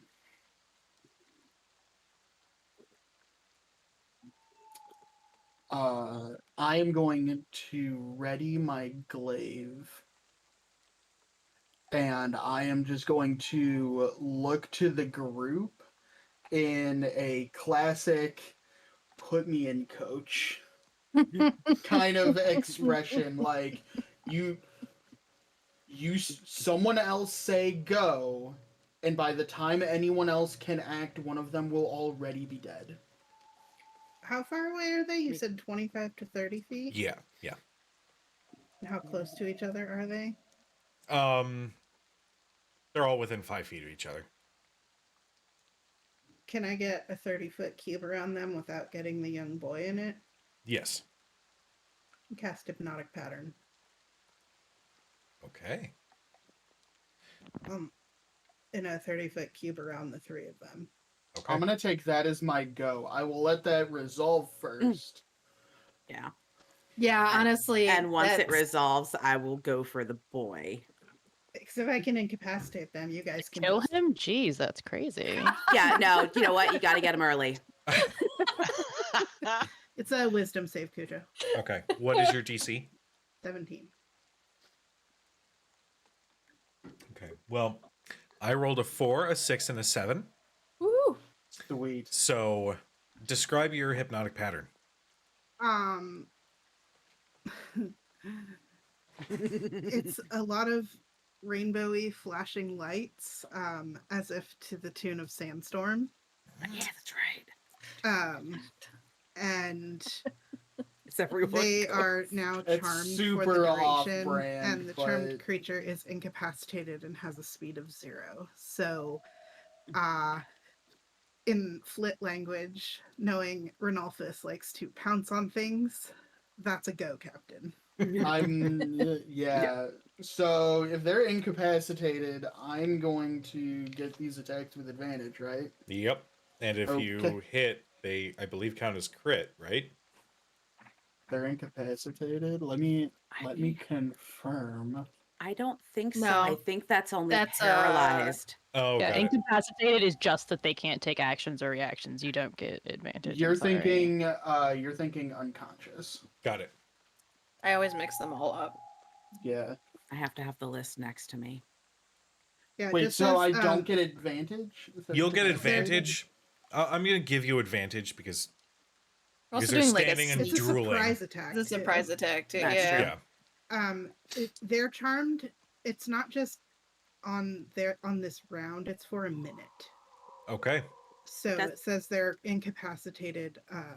They're charmed for the duration. While charmed by this spell, the creature is incapacitated and has a speed of 0. Okay. Though I will say the spell ends for an affected creature if it takes any damage or someone else uses an action to shake the creature out of its stupor. So kill him, Renalphus. So Yeah. we're gonna all Yeah. attack at once, is what you're saying? Yeah. By all means, do your thing, Yeah. guys. All right. So I already with had my, yeah. with my first attack, I rolled a 21 to hit, That'll hit. and I don't think I've ever actually gotten to use this, but I'm going to pop my surprise attack ability. What's Yeah. up, Joseph? Once per combat, if you surprise a creature and hit it with an attack on your first turn in combat, the attack deals an extra 2d6 damage. Nice. Yeah. Yes, bugbears are ambush predators. Love Yes, it. they are. So that is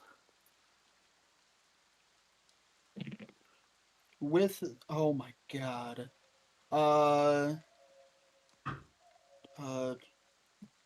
That's 22 damage on the first attack. Jesus. Okay. I assume I do not get advantage for the second swing. No, I'm gonna say not because he would have been taken out of hypnotic pattern for that moment. Okay. I'm still 15 feet away from him. Yeah. Just so we're all clear here. Cujo, Get it, I'm gonna Dulcine. roll for my wild magic search. Okay, go for it. That was a natural 20. Ooh. Wasted on it. I'll tell you what. If you get a natural 20 on your wild magic roll, you can choose whether or not you want to trigger it. Ooh. Unicorn. Kujo, he takes an additional 7 points of damage from on the second swing. Okay. Whoever is standing next to Flit just hears her go, uh-oh. Hold, please. I will pull up the list. Let me find my dice.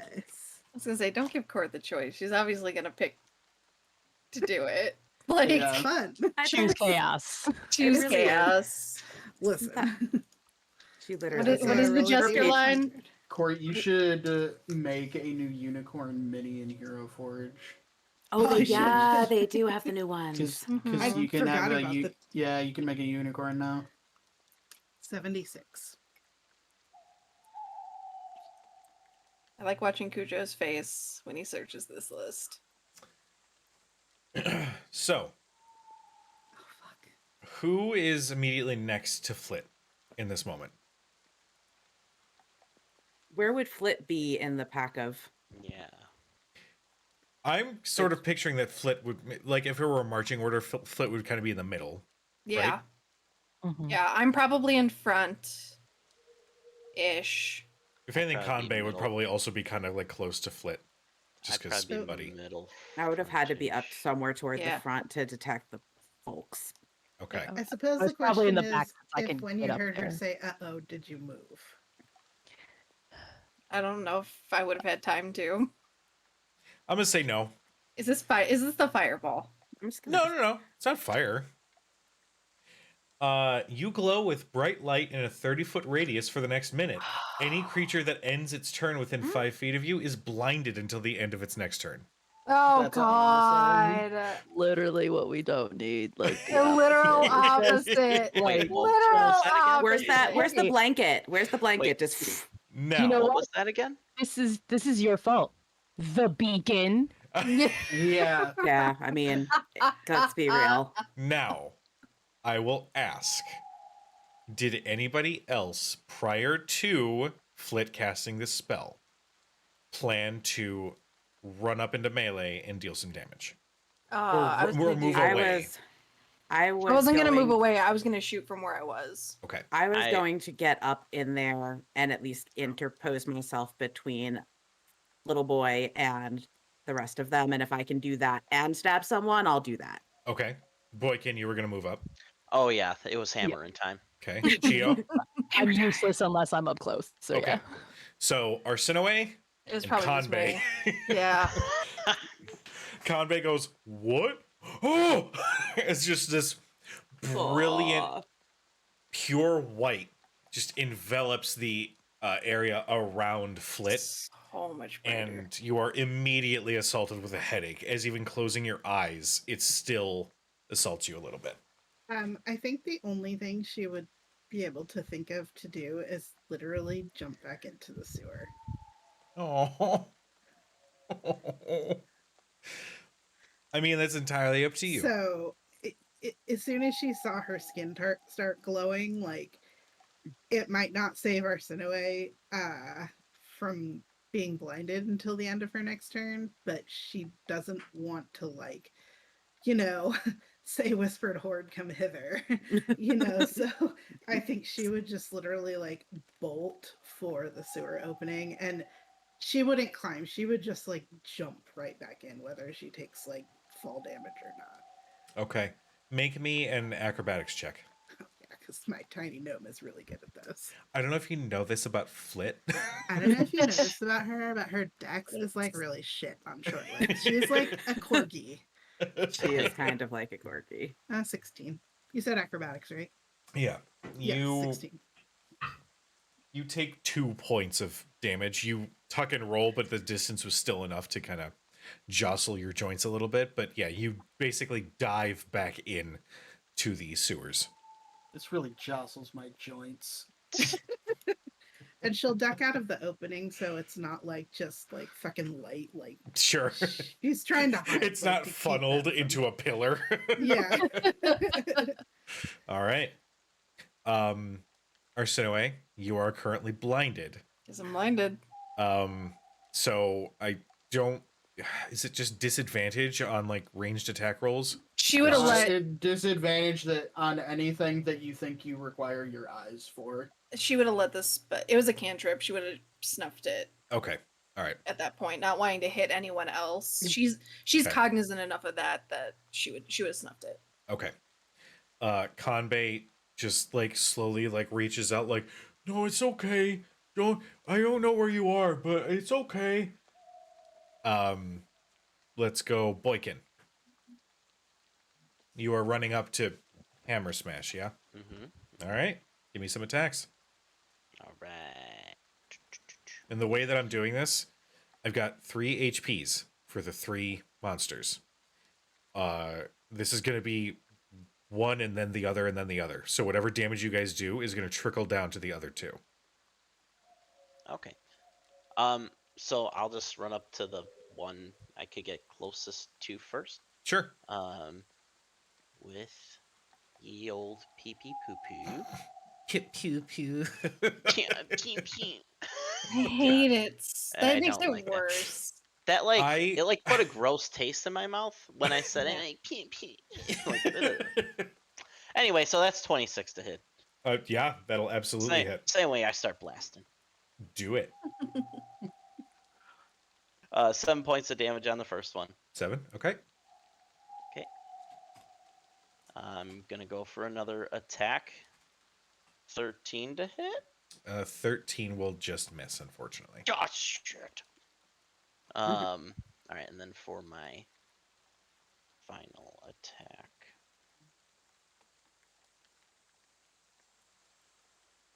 Yeah, 13 again. Ah, sorry, buddy.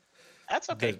The next 2 hits just clink off of the armor. Unfortunately, you can't get a solid hit. Well, are you rolling these with advantage?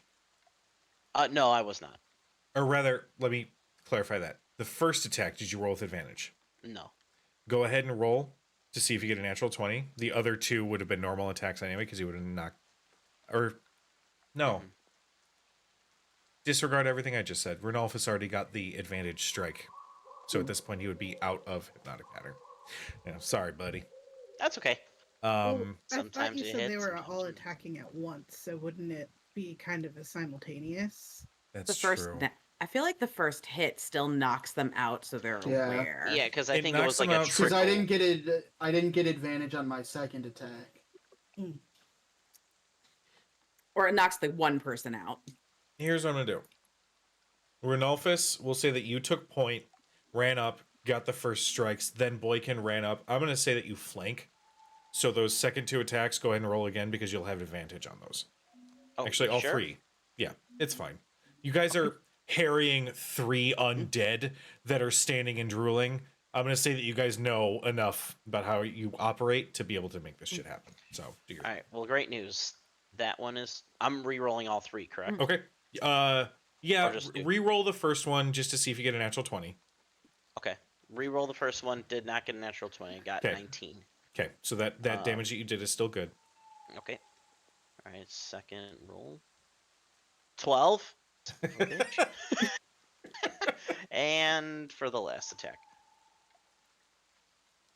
Oh, nice. 11. Oh See you, my folks. God. I'm out. No. Oh. Buddy. Oh, I'm sorry, man. 13 it is. All right. Thank you anyway. Let's go, Chio. Run up and try to punch a dead, drooling motherfucker in the face. Do it. Do that. Yeah. 25. 25 will hit. The other one. Oh wait, 16 for the second attack. Does that hit? 16 will hit. Sweet. And even though I'm not flanking, I still have an ally within 5 feet, right? Yes, you do. Fantastic. Just one level of rogue. That's all you need. Just Yep. one level of rogue. Oh, did we level last time? Has it been that 12. long? Oh Is that a subtle hint for us to level? no, that is a. Noble, I we got should all probably, like, level or D6s, something. and now I need the 8s. Oh. Yeah. Exciting.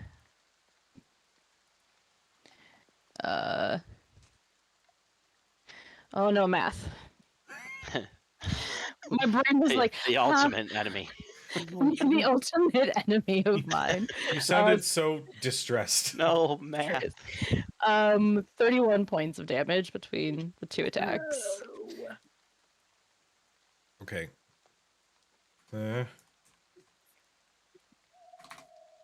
So at this point, one of them has been totally killed. The second one was reduced by half his HP.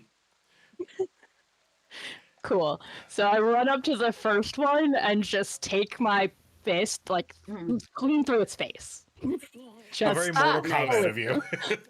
just complete fatality. And then I just turn around to the other one and just like roundhouse kick it in the face. Nice. Nice. The jaw just like hangs off of its face.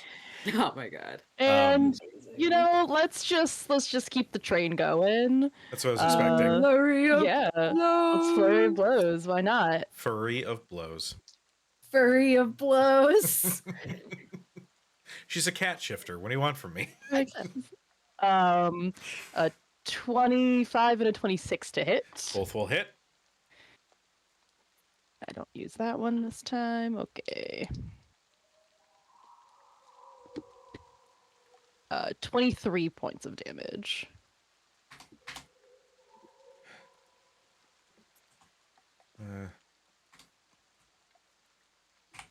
Okay. Second one is now dead, and now there's only one left. Well fucking done. Goddamn Liu Kang, motherfucker. And Malice, we come to you. Yep. Yep. Go. I'll go for the third one. Is he still hypnotic patterned? Yes. Oh, good. Okay. 2 and an 18. So with advantage is 26 to hit. Yep. That'll absolutely hit. And 5, 4, 9, 11, 9, 15 points of damage. Do we Okay. care about breakdown and damage? No. Okay. So that's first attack. Second attack is normal, which is a 19 to hit. Mm-hmm. Is 7, 11. So is 13, and we might as well smite him because we can. So 13 plus another 3d8 is good. 14, 19 is 31 points of damage. He had 11 left. Okay, well, he's really dead then. Yes. I think he's completely tenderized at this Yeah, point. now Yeah. when she'll run forward and get herself in between the kid and the remaining undead and just basically cleave its head off and have it roll down the alleyway. You cleave its head off, and as it rolls, there's that little spark of divine energy that starts to build up at the base of the head. And then you just watch as the little head, which is rolled down maybe 10 feet away, just goes as the smite goes into effect and nothing is Yeah. left. Perfect. Well fucking done, guys. I did a roll for Hattori because he was going to throw his shuriken. He would have gotten a natural 20, but I wanted to get you guys to get your shit in. But basically, he like still throws it, and it goes into the one of the other ones, like perfectly in the temple. But then he realizes they're already dead. It was already dropping. Yeah. The It kid. goes through the head of the one that I punched in the face, and I just look at him and say, "Gotta be fast." This was so much easier when you weren't here. And he starts climbing down off the building. Oh shit, that's Oh yeah, he Kanbei, climbed all the way up there for fucking nothing. What the fuck did he even get up there? Kanbei is still holding his eyes. At this point, they're starting to clarify. Flit, no, it's okay. You can come out now. I think everyone's dead. Where'd she go? I think everyone's dead. What? Like dead, Just dead. lose your Not like glasses, Sam. dead. Not It like is, it's her dead. That did. Yeah. Flit? How long did that last for? I forget how long it lasted. Next minute. Oh Okay. shit. Still blind. No, the glow lasts for the Oh, the next glow. minute. Any blind creature is only that the second. you're only blinded until the end of. It says its next turn. I don't know if that's the referring to round. said blind person or. Yeah, said blind person. So, like, yeah, your blindness is probably clearing out. Flit is in the sewer trying to keep the light from, spotlighting up. Flit, what's your passive perception? Oh, it's horrible. It's like 10. You think you hear like a splash in the water in the sewer with you.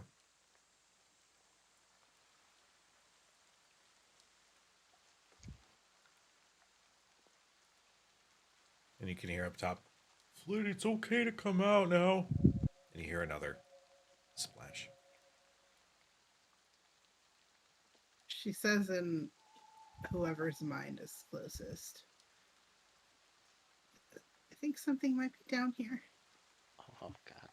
Splash, splash, splash, splash. It gets louder as it gets closer, and it's getting fast as it basically hears something sprinting down the tunnel towards you. What do? Run back towards the opening. Okay. I'm going to need you to make an acrobatics check to try to climb up. Oh god. Whose mind was that? I guess whoever would be closest to the opening of the sewer. It'd probably be Anyway. either, me or Kanbei. I'll say, we'll make it Arsinoe. Okay, I will bolt to the, kind of blinking the dots and the spots out of my eye. I'll scramble over to the sewer entrance. Okay. I'm still glowing. Cover your eyes. 18. 18. You scramble up the little bit of refuse up to the sewer grate and leap just as a large creature. And Arsinoe, you can see this just as you are shielding your eyes. You see a little bit of it behind Flit. This large lizard-like creature is diving through the air to try to snatch Flit, but you grab her and pull her up, and you just hear poof, like something under the sewer like collide with the wall, and you hear this, and then you hear more swimming as whatever it was has disappeared into the sewers once again. Fucking sewer alligator bullshit. It's We New were not York. What do you told. want? What? Yeah. Oh my god. Are there Ninja Turtles? Master Splinter. Monk turtles. Do it. This would be the city to do it in, yeah. What are you doing? How did I never put that together? There to be a That's monk so turtle. dumb. So dumb. Inside monk turtle. Oh my Oh, god. yeah. I hate this character. I'm re-rolling. God, I gotta redo all my fucking notes. I'll just take the hint and make Hattori and Kanbei also monk turtles. That would have been so Just with good. different color schemes. Yes. Let's be fair. Kanbei would be a Michelangelo. Yeah. Yeah. Hattori would probably be Raph. Mm-hmm. Chio would Yeah, be he seems Leonardo. pretty salty like Raph. And Donatello's dead. I don't know. Fuck you, man. Donnie's the best. True. No, Raph's the best. Anybody who says otherwise is wrong. He was the best. Well, I liked Leonardo because he had katanas. Yeah. But Raph was Posers. a very close second. Also, Also, side blue note, was like my favorite color. It's the Fucking nerds. yeah. Nerd alert. What? And that just means we all have to go Nerds? see the movie when it comes out in a couple months. That's true. Yeah. That does look really good, by the way. It does look really good. Nerds in Nerd House. Who would have thought? I know. Right? Oh, my fictional character that's a teenage mutant ninja turtle is better than yours. Than yours. Adjusts glasses. Yeah. Yeah. But- Actually, But Actually, I'll say at this point, Flit, your glowiness starts to subside. The boy, as everything plays out before him, is like pressed up against the wall, a little taken aback by what just went down, but then looks at the light. Are you with the beacon? we are. There have been people Boy, do I have asking good about news her. for you. You're gonna get in trouble. You just killed some of the horde. Would you rather we didn't kill them? Well, no, I kind of like my neck the way it is, but if you're at the beacon, I can lead you somewhere safe. Mm. You have to be quick though. It's not gonna be too long before more come around, and they're gonna see what No. happened. No, look away. As all of this is happening, the building we're right next to is like an abandoned, like disheveled building, right? Yeah. I start pulling bodies inside, getting Is them there off anything- the street. Is there anything on them that we might be able to use later? Make an Yeah, investigation rifling through check. their pockets. Anybody who's searching the bodies, make an investigation check. I'm Conbay. keeping watch. yeah, I'll help keep watch as well. Tina, how is your investigation? It's absolute shit. Okay. Do you want to help me? Yeah, I will help. I will help you drag bodies and remove anything that you deem Ah? useful.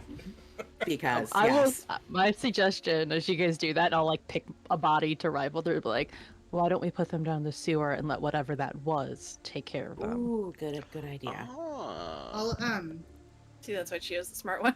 I'll like as I walk past Renalphus, I'll cast guidance on him though, judging by Dustin's What is that, a D4? D4, yeah. Not gonna Really, with fucking advantage? hell. What happened? Sam, remember on Monday when you were complaining about sequential numbers? Yeah. Do you remember where that started? Yeah. Yeah, that. Mm. 1 and a 2. I skipped 3 though, so that is 11 total. It's not that bad. With an But- 11. Oh, go Mine's a ahead. 24 for the body I'm rifling through. With an 11, say Renalphus, you find this stuff. You find 4 daggers, each in rough condition. One of them had a tower shield with the glowing green eye emblazoned on the front face. You find, I mean, you managed to salvage like a couple helmets, a decent enough bracer. Like, the Horde does not pride itself on a fully like equipped army. It's just numbers that they have over everybody else. We're kit bashing our armor. Got Pretty it. much, yeah. Yeah. Chio, you find as you're rifling through, like 4 gold pieces, I'll say like 5 silver, and a little blackened gem.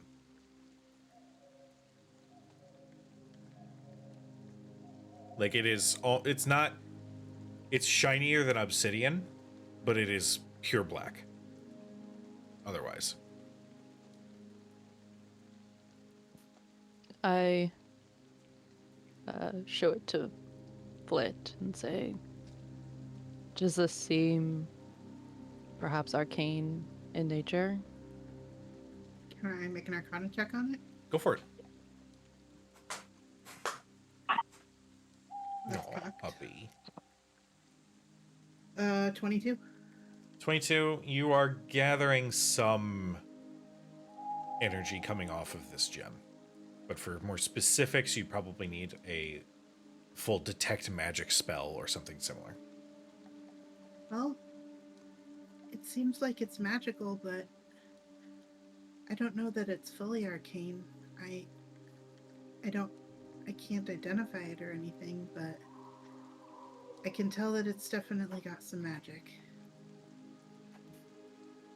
Well, at least this gives us some heads up, just to be on the safe side. She'll, like, pull out, I don't know, a sock or something to, like, wrap it in just in case it doesn't come into contact with anything else before she puts it in her bag. Sounds good.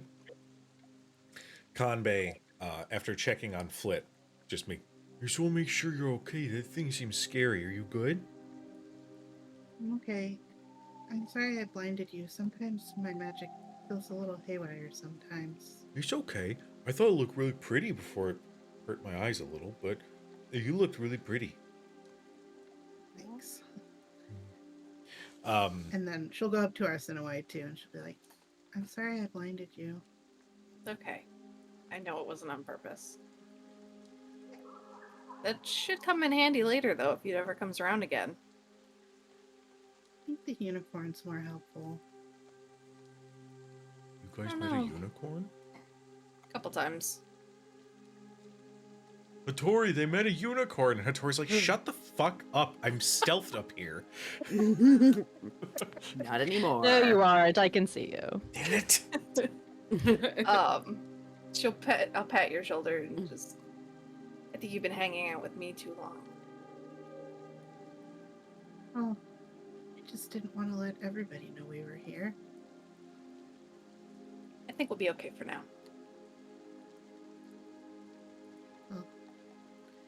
She watches like Renolphus and Malice throw the things into the sewer. Hopefully that suffices for whatever tried to have me as a snack. We hear like swim, swim, swim, gobble, gobble, snap. You guys can hear pretty much the moment you guys drop the bodies down there. Maybe 15 seconds go by, and as you're walking away, you can definitely hear the sounds of swimming and crunching and all sorts of gross sounds coming from inside, followed by a large belch-like sound. It's good for the teeth. It gets the plaque and stuff off. It's good. Yeah. It's like a greenies. And hey, if we have to go back through there, maybe it won't be hungry. So, you said you have someplace we should be. Yeah. What? Alkin will probably be delighted to meet you all. Follow me. Be quick, because there's going to be another patrol here soon. You follow close behind this boy, and he weaves through these slum alleyways, avoiding the main thoroughfares, before eventually you do come across what looks to be, at one point, a guard tower that the top half had been completely removed and is currently laying on its side. You can see in the opening that there are several what look like makeshift curtains. But he, opens the curtains and gestures for you all to get inside. Stepping in, you come to a warm-ish atmosphere. Immediately are met with several humanoids who stand up and grab weapons before you hear the boy say, No, they're with the beacon. And behind these 2 or 3 men wearing patchwork armor with some blades, you see an elf stand. Long, dark brown hair, fair features, sort of like a forest green eyes. You're with the beacon. We've been trying to make contact with her for some time. We'll say in Arsenoi's head. Do you know them? They look familiar. Make a history check. Why you gotta make me? I'm just saying. Stupid game. No. The fuck I gotta roll dice for? Figure this shit out. Who Stupid made this game. game? Whose stupid idea was this? Fuck you, Gary. 19. 19, I mean, back when you were in From town, around. you've seen some of them walking through from time to time. Yeah. But this elf in particular, you do not recognize. Who's Um, we? Uh, Exactly. Me and my number. We've been struggling to try to come up with something of a resistance, but have been unsuccessful, and many lives have been lost.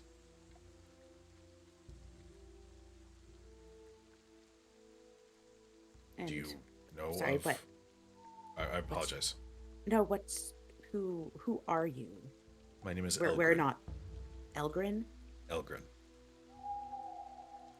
I was amongst the number and only survivors when the Whispered One and his horde came and took the city. I needed to get in contact with the beacon. We started trying to reach out or find some connection about a week ago. There's somebody we need to get out of the city. Who would that be? Who do we? I need to know if I can trust you first. Well, we just Well, killed if 3 you- of them, and I don't know. I'm sorry, I never asked your name. Oh, it's Marius, but it's okay. Okay, well, Marius here, I think, can vouch for us. It's true. They were gonna cut my throat just because I was walking around at night. Somebody make me a persuasion check. I'll say with advantage because Marius is speaking up for you. I'll say malice because you've kind of been the one spearheading the conversation. Persuasion. Miss Jackson. Miss Jackson. He sizes all of you up and nods. Okay.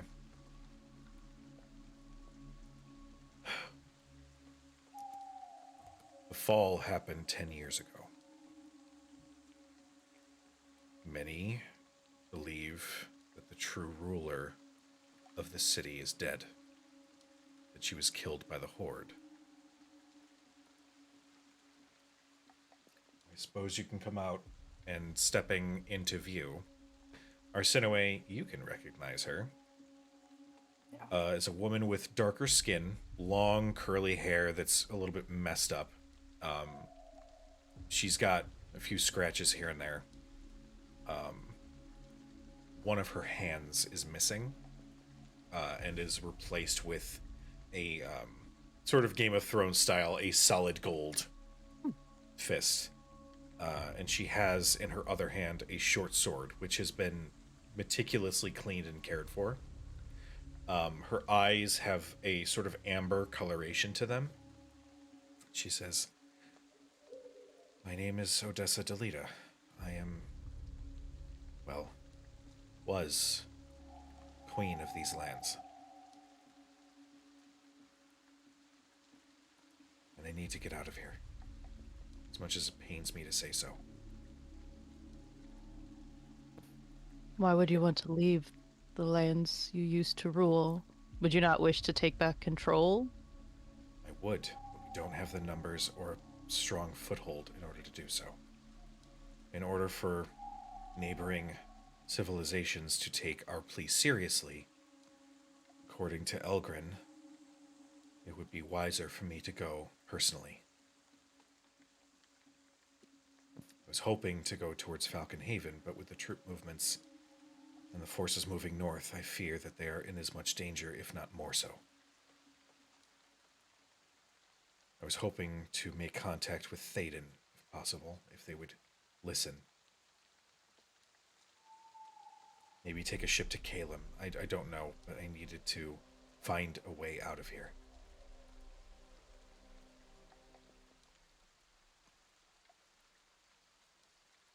What would you expect to gain from Théoden?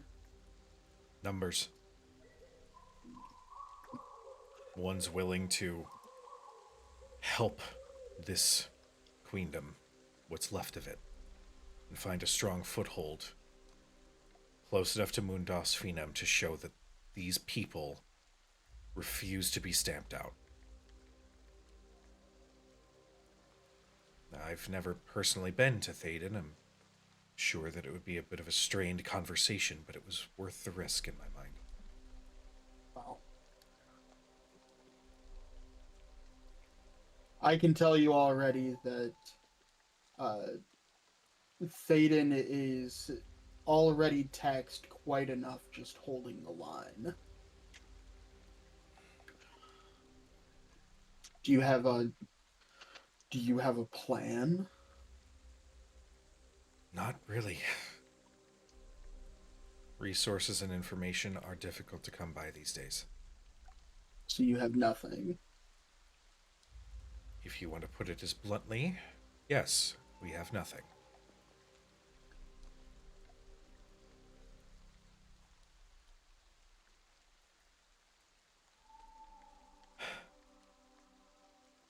I'm open to any ideas that you might have. It's clear that, well, I don't know if any of you are from Delita proper, but some of you are from lands elsewhere. Any additional counsel would be appreciated. What do you have at your disposal here in the city? Clearly there's some sort of underground resistance.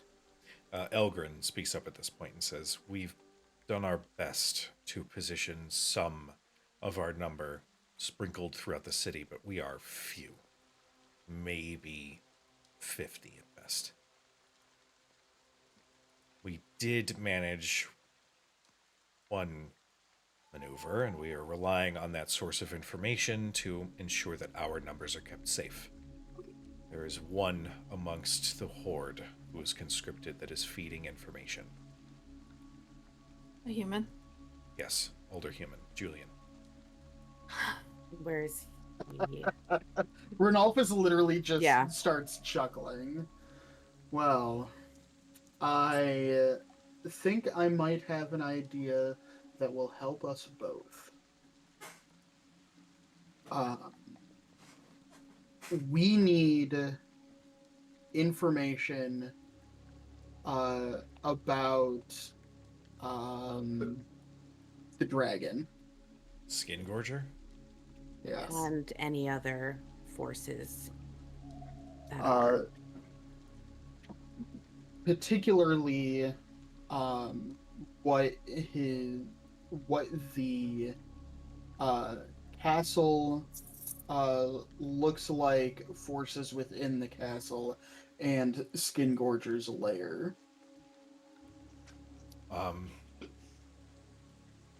can see if Julian can gather this intel. It would be a little difficult given that he was recently conscripted to work his way into the castle itself, but I can try. What is his role? Is he just a guard or? Right now, he's a part of a patrol, but they keep communication with each other to make sure that the city is well watched. We don't have time to wait for him to climb the ranks, Renalphus. But if he knows something, and if these people can help us get into the castle, into Skingorger's lair, we can do what we came to do. And in payment for your help, you can have Skingorger's head. And if you present that to the leadership at Fort Scar, they will help you. And the generals in Fort Scar will, I'm sure, have a plan.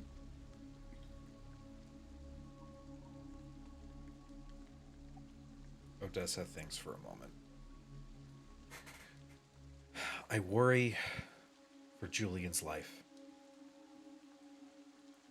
He's an older gentleman. I only recently met him, but he seems trustworthy, but I don't want to put him in undue danger. He's already in enough of a dangerous predicament He's as it stands. already in undue danger being part of the Horde. Conscripted against his will or no. And the fact that he's feeding you information already at all tells me that he knows the risks. Make a persuasion check. Oh, good. Yeah, come on, charismatic bugbear. Persuasion? Sell me a plate of turds. I don't know. My persuasion's pretty high. It's only -1.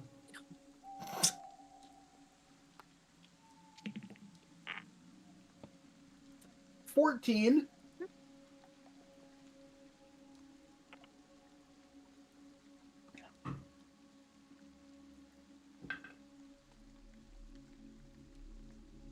She contemplates for a moment. You can see the worry on her expression.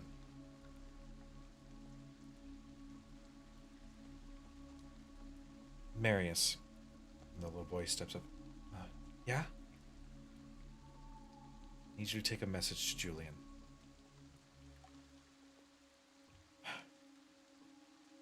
And she pulls Marius aside and whispers specifically what she wants delivered. He nods. She says, now remember to stick to the shadows. Step lightly, like we taught you. If you see any of the Horde, you run. He goes, no problem. I won't get caught like this time. Okay. Go. And Marius bows and sneaks back through the curtains, back onto the streets. Odessa looks to all of you.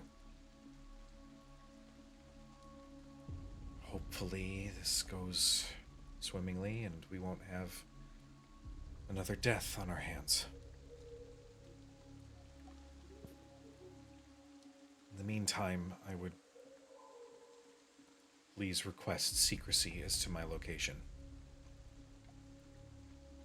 Of course. If you still feel that you need to distance yourself, I can help. And she looks a little bit closer. You're her. I'll reach into the pouch in my hip and pull out the mask. She slowly approaches and puts an arm around you and just hugs you. Thank you for taking care of those who need an escape.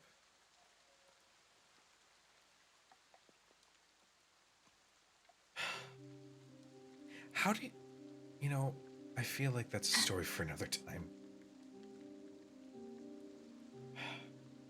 I have others leaving soon to hopefully a safer place.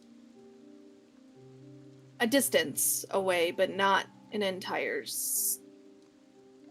city's length. For safety, at least. Until we figure out what our plans are. But any information... Anything?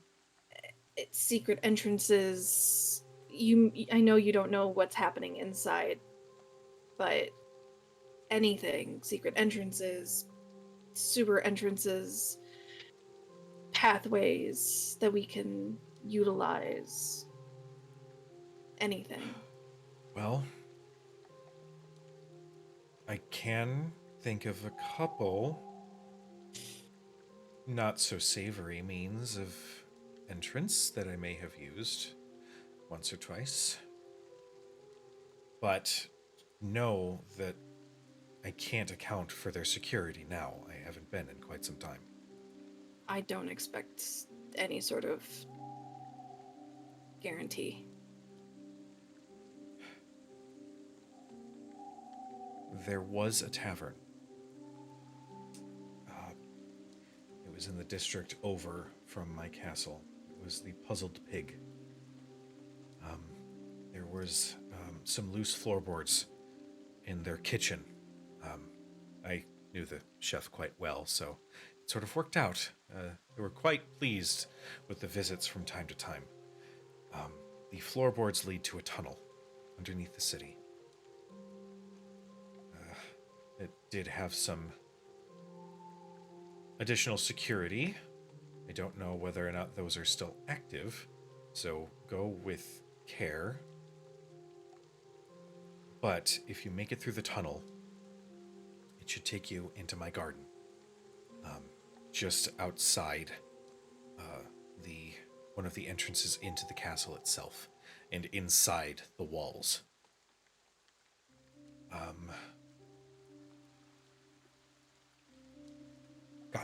There was, from the gardens, the main entrance into the castle itself led to the ballroom. I am not one for the political conversation, so I may have had some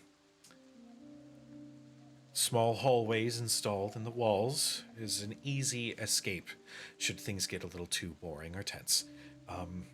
Look behind one of the mirrors. Which one was it? I can't remember which one, but one of those mirrors is false. You can push through it like a door, and it will lead to one of these small walkways that you can use to get to the second floor. From there, I don't know what awaits. But that would typically lead to my personal chambers. You might be able to see a servant's quarters or something up there, but what remains, I can't tell you. Any idea of where the dragon could be staying? Anywhere large enough to hold it? Elgren will speak up at this point. When the Whispered Horde came and took the city, he wanted to make an example, as Delita was the first to fall. The central tower and surrounding area was caved in, and it became a cavern from the assault. That's the most that we know. We also know that when Skingorger finishes his hunt, he flies directly into the center of the castle. We do know that there are a handful of seemingly undead mages of some kind that patrol along that border to make sure that he is sated or kept inside. There's also one other we've been able to spot from time to time. A smaller creature, a Kenku. We've seen him use weapons similar to the Terrafan Empire. The old iconoclast weapons, the firearms. He has picked off some of our number from quite a distance. So if he is seen, make sure you have cover. I'm gonna kill that bird. Damn it, Dustin. 2 birds, 1 stone. The bird is dead. Fuck the dragon. We're just going after I the bird. don't. Just go after the bird. I don't have any idea what you're talking about. Gotta love those random one-shots that establish stuff for the campaign. I mean, it can't I possibly love be the it. Kenku you're thinking of, because the Kenku that you're thinking of is in Taldore.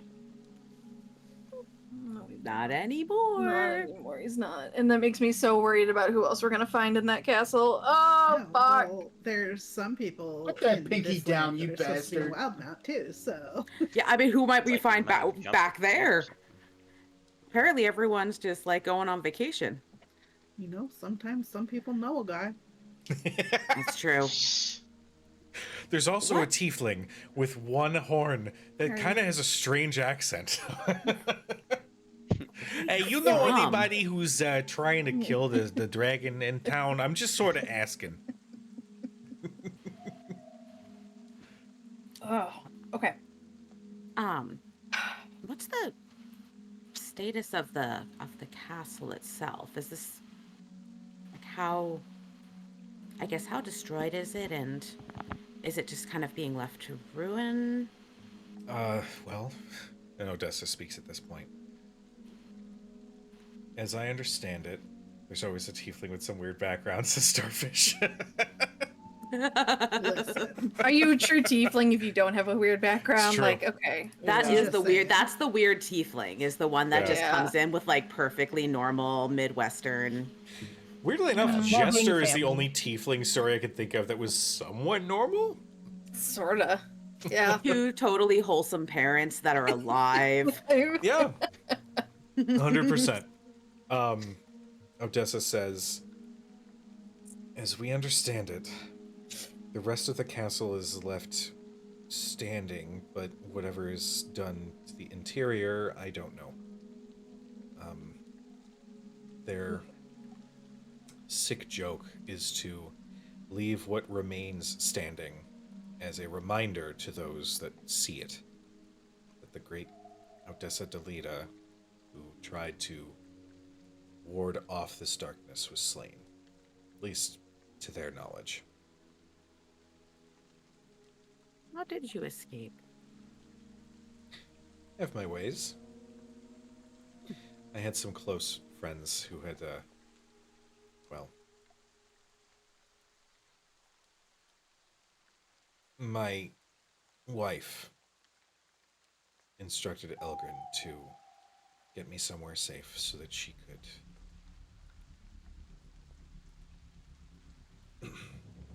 take my place.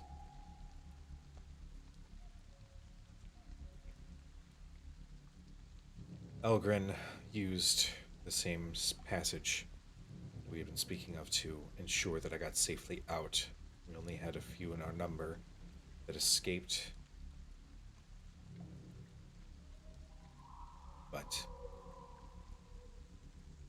Elgrin, as I understand it, had been trying to make contact with some other friends, a dwarf. He was last seen in Althea, but I don't think that the message was ever received. Old Althea, I should say. No.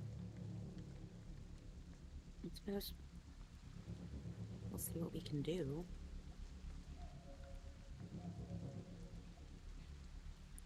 Just promise me something. I'm giving you 2 direct orders as the queen of this land. If you see a chance that you can do this and kill the dragon and come back safely and in one piece, then you take it. If you see a risk that would mean all of your deaths, don't.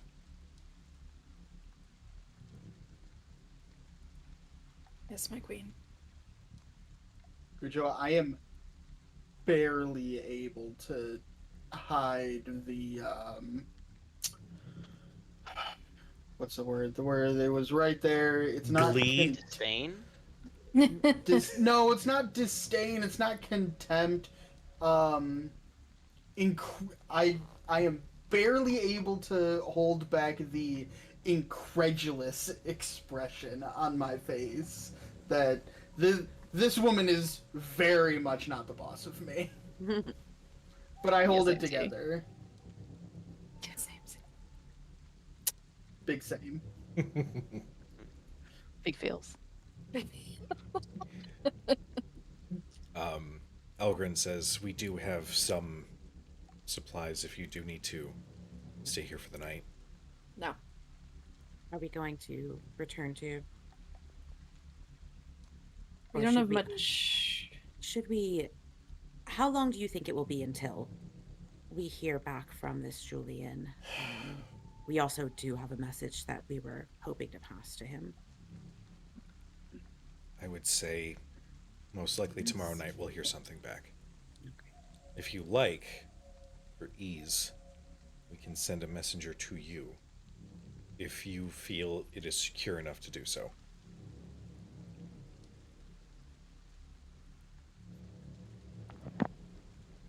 I think that should be okay. And for safety's sake, don't tell us where you are based. In case we are discovered and they have means of extracting information, better be safe than sorry.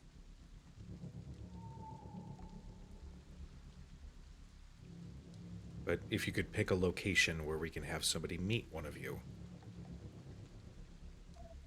we can make sure that Marius passes the message along.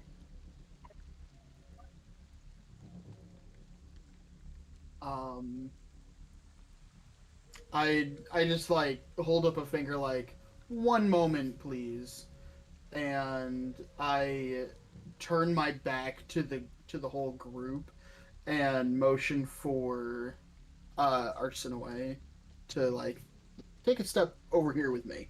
Mm-hmm. And I ask if there is a relatively well-known like place or establishment nearby where we're camped that we could like set up like a dead drop.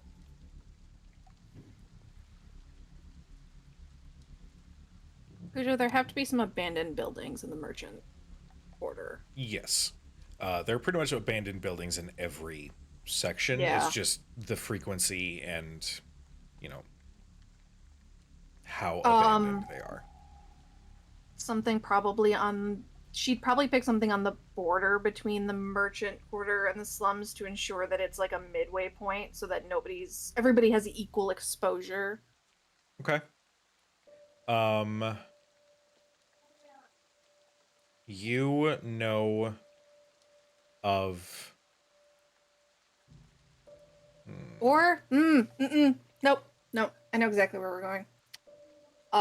That's all the way across town. I was thinking a temple. Temple District? Yeah.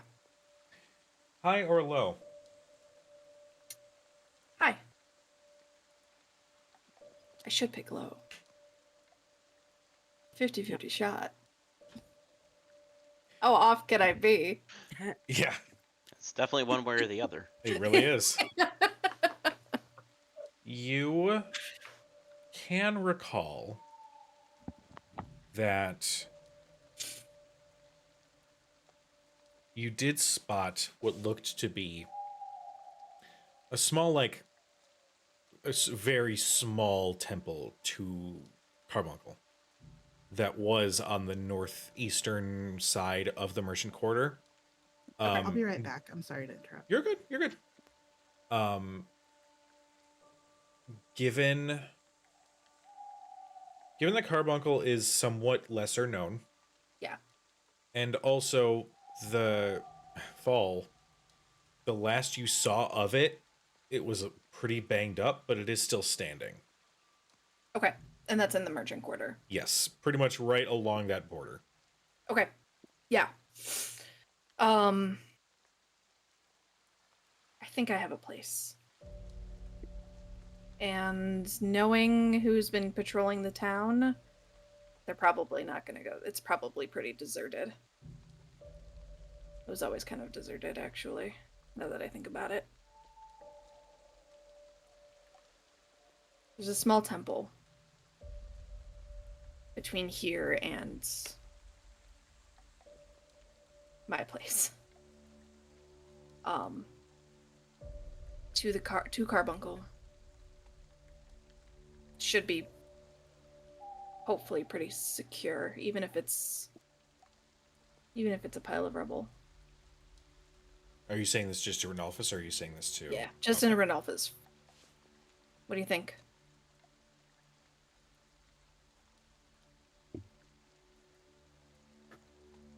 Yeah, as long as it's not, too overly difficult for us or them to get to. No, and we might be able to swing by it on the way back. and see if it's still standing, or at least scope it out. Mm. I've- You said it's a temple to Carbuncle. Mm-hmm. Okay. And if it's While this conversation is happening, Kanbei just leans over to Chio. What's a carbuncle?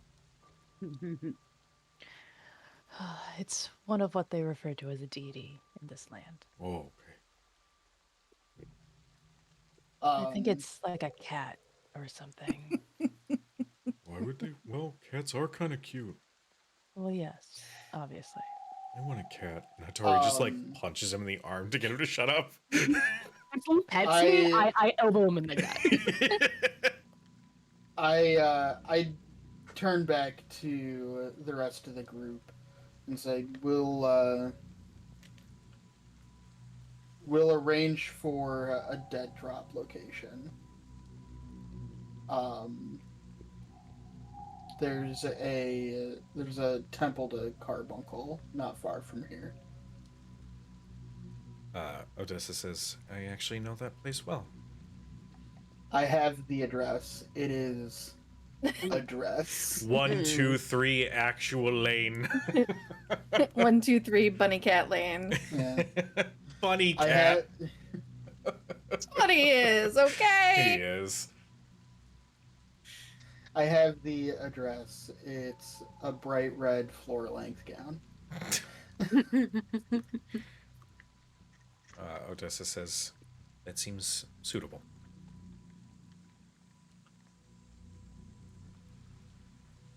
Okay.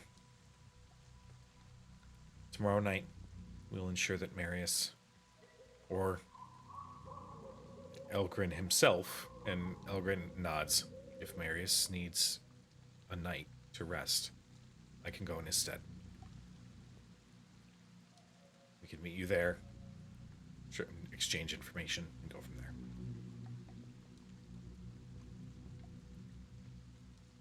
Right. We'll meet you there at midnight tomorrow night. Seems fair. Okay. Odessa, with her good hand, clasps Arsinoe's.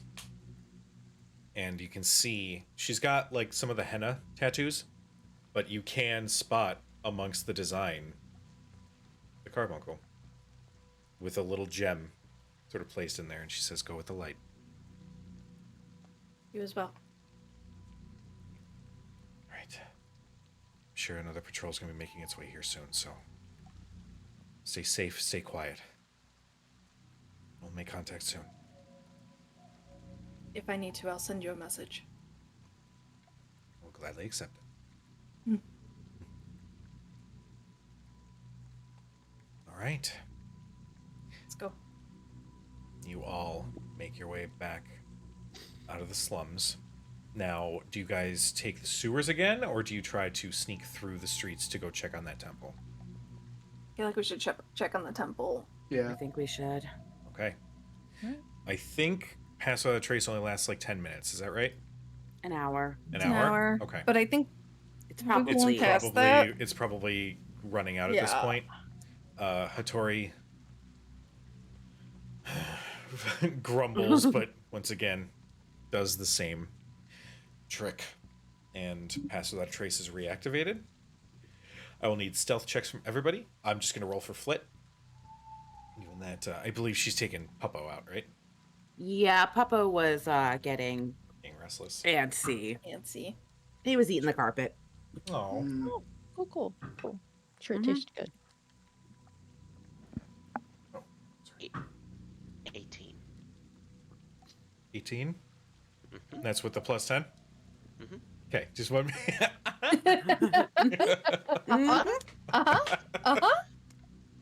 All right, Chio, 36. Rodolphus.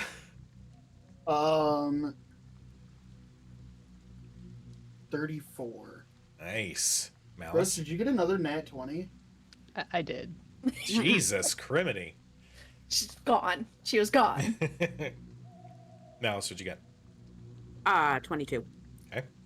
Arsenaway? 33. All right. You guys are good. Flit got a 22. Obviously, my problem is just going through sewers. Mm. If I'm just like out on the streets, obviously I can see. You're an people urban just kind of fine. guy. Man, sewers are kind of cramped, honestly. Yeah. You have to balance on those like Mhm. shelves and yeah, it's They're not designed for 7'9" tall bugbears. There you go. You got it. I don't know why you guys don't just run on the wall. It's so much easier. You have so much more space. It's fine. You think I could heft my big ass onto the wall and keep it there? You guys move quickly through the streets, but quietly, using the shadows and Hattori's directions to your advantage.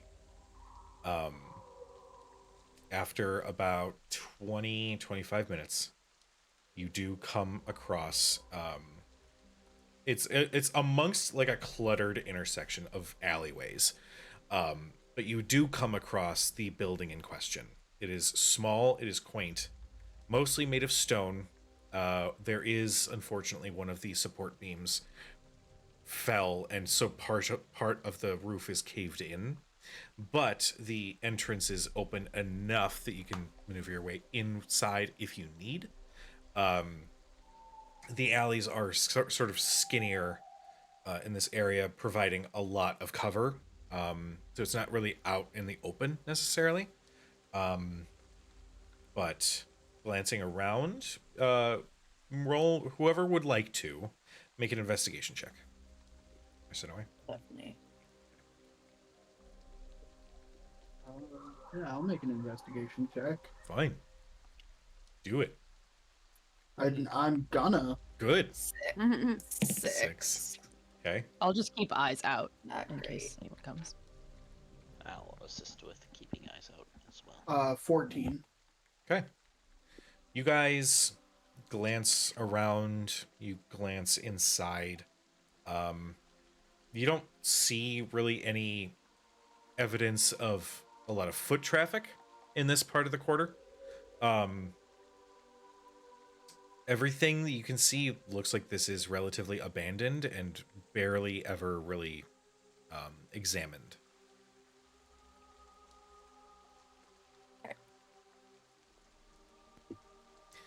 Chio, go ahead and make me a perception check.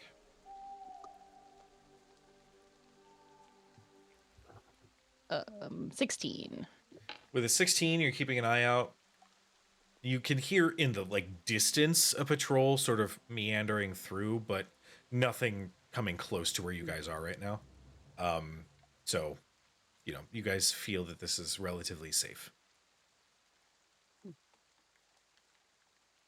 As we've been going through the streets of this city, do we see a lot of vermin, stray animals, or is this actually kept relatively clean for an occupied city, basically? You do spot some vermin, rats and the like, in the slums much more frequently, Okay. but not so much in the merchant quarter, given that it's Okay. a little bit nicer kept.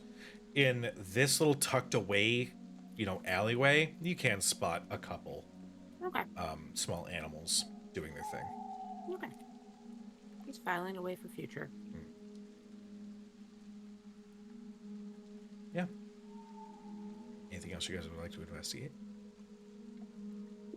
Quick question, actually. Renolphus and Arsenoe, do you climb inside the building, or do you just expand? Okay. 100%. Yeah. You guys find that even that first support beam and the roof kind of caved in, the rest of the building is untouched. Stepping inside, you can see that was a very rudimentary temple. This was not getting like funding by any means. It's clear that this was like somebody's personal escape. You see a couple bedrolls. You can spot some untouched candles. There is a small, very rudimentarily carved image of the carbuncle on a little stand. You see a couple pieces of rotten food, but other than that, nothing really of note. Does any of the stuff that's in here look like it's been disturbed recently? With you said a 14, right? Yeah. You keep an eye on the ground around you, and the dust that had sort of settled. You don't see any real evidence of anything being moved recently. Go ahead and make me a survival check.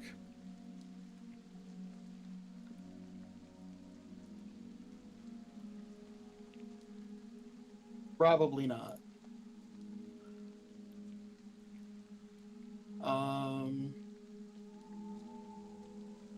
that is a 10 or a 22. 22 if I am tracking Fey Fiends or Undead with my Hunter's Bane ability.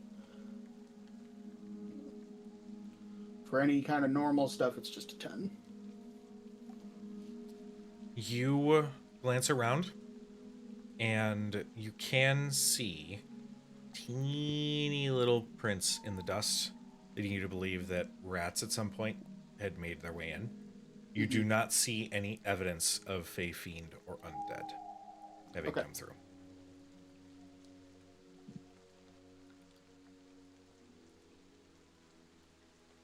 I look at Arsinoe and just say it looks like the only thing living here is the rats. Sadly, that's, I guess, better. Okay. It's better than worse. Do you want to get the others and we'll leave? Yeah.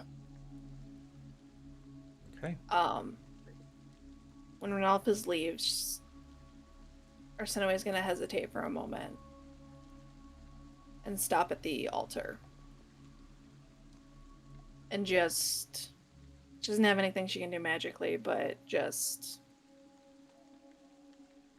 lightly put her hand on the carved bunny cat creature and just let a little bit of that celestial glow that she can do. Not full out, just enough to kind of light it a little bit. And just rest her hand on it for a moment. And just take a second to kind of deep breath. And then she'll head out. Okay. You gather your group together. I assume you guys are heading back to the Magpie at this point, right? Yeah. Okay. Yeah. The group comes together and slowly starts to make their way back to the Magpie.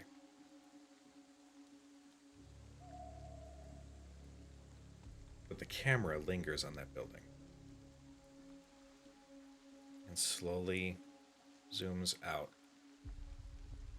as a hooded figure is seen eyeing the activity that just took place. And that's where we're going to end tonight's session. Ah, damn it! You Does that figure have a gun? And feathers. Feathers. But to everybody who tuned in, thank you so much. We love you. We appreciate you. I'm very fucking glad that we got to play and I was finally in a state to be able to do this because holy shit, meds just messes with everything. But I'm so glad to be back. It was so much fun. Thank you, Starfish. You a VIP. Next stream, it's probably gonna be Sassy Sundays. As an added treat, given my return to Twitch tomorrow night, tune into Cujo Plays Games because I'm gonna be playing Resident Evil 4 and shitting myself with horror. So tune in for that. But in the meantime, be nice to each other. We love you very much. And we will see you guys next week. Yay! Bye. Yay. Bye. Goodbye.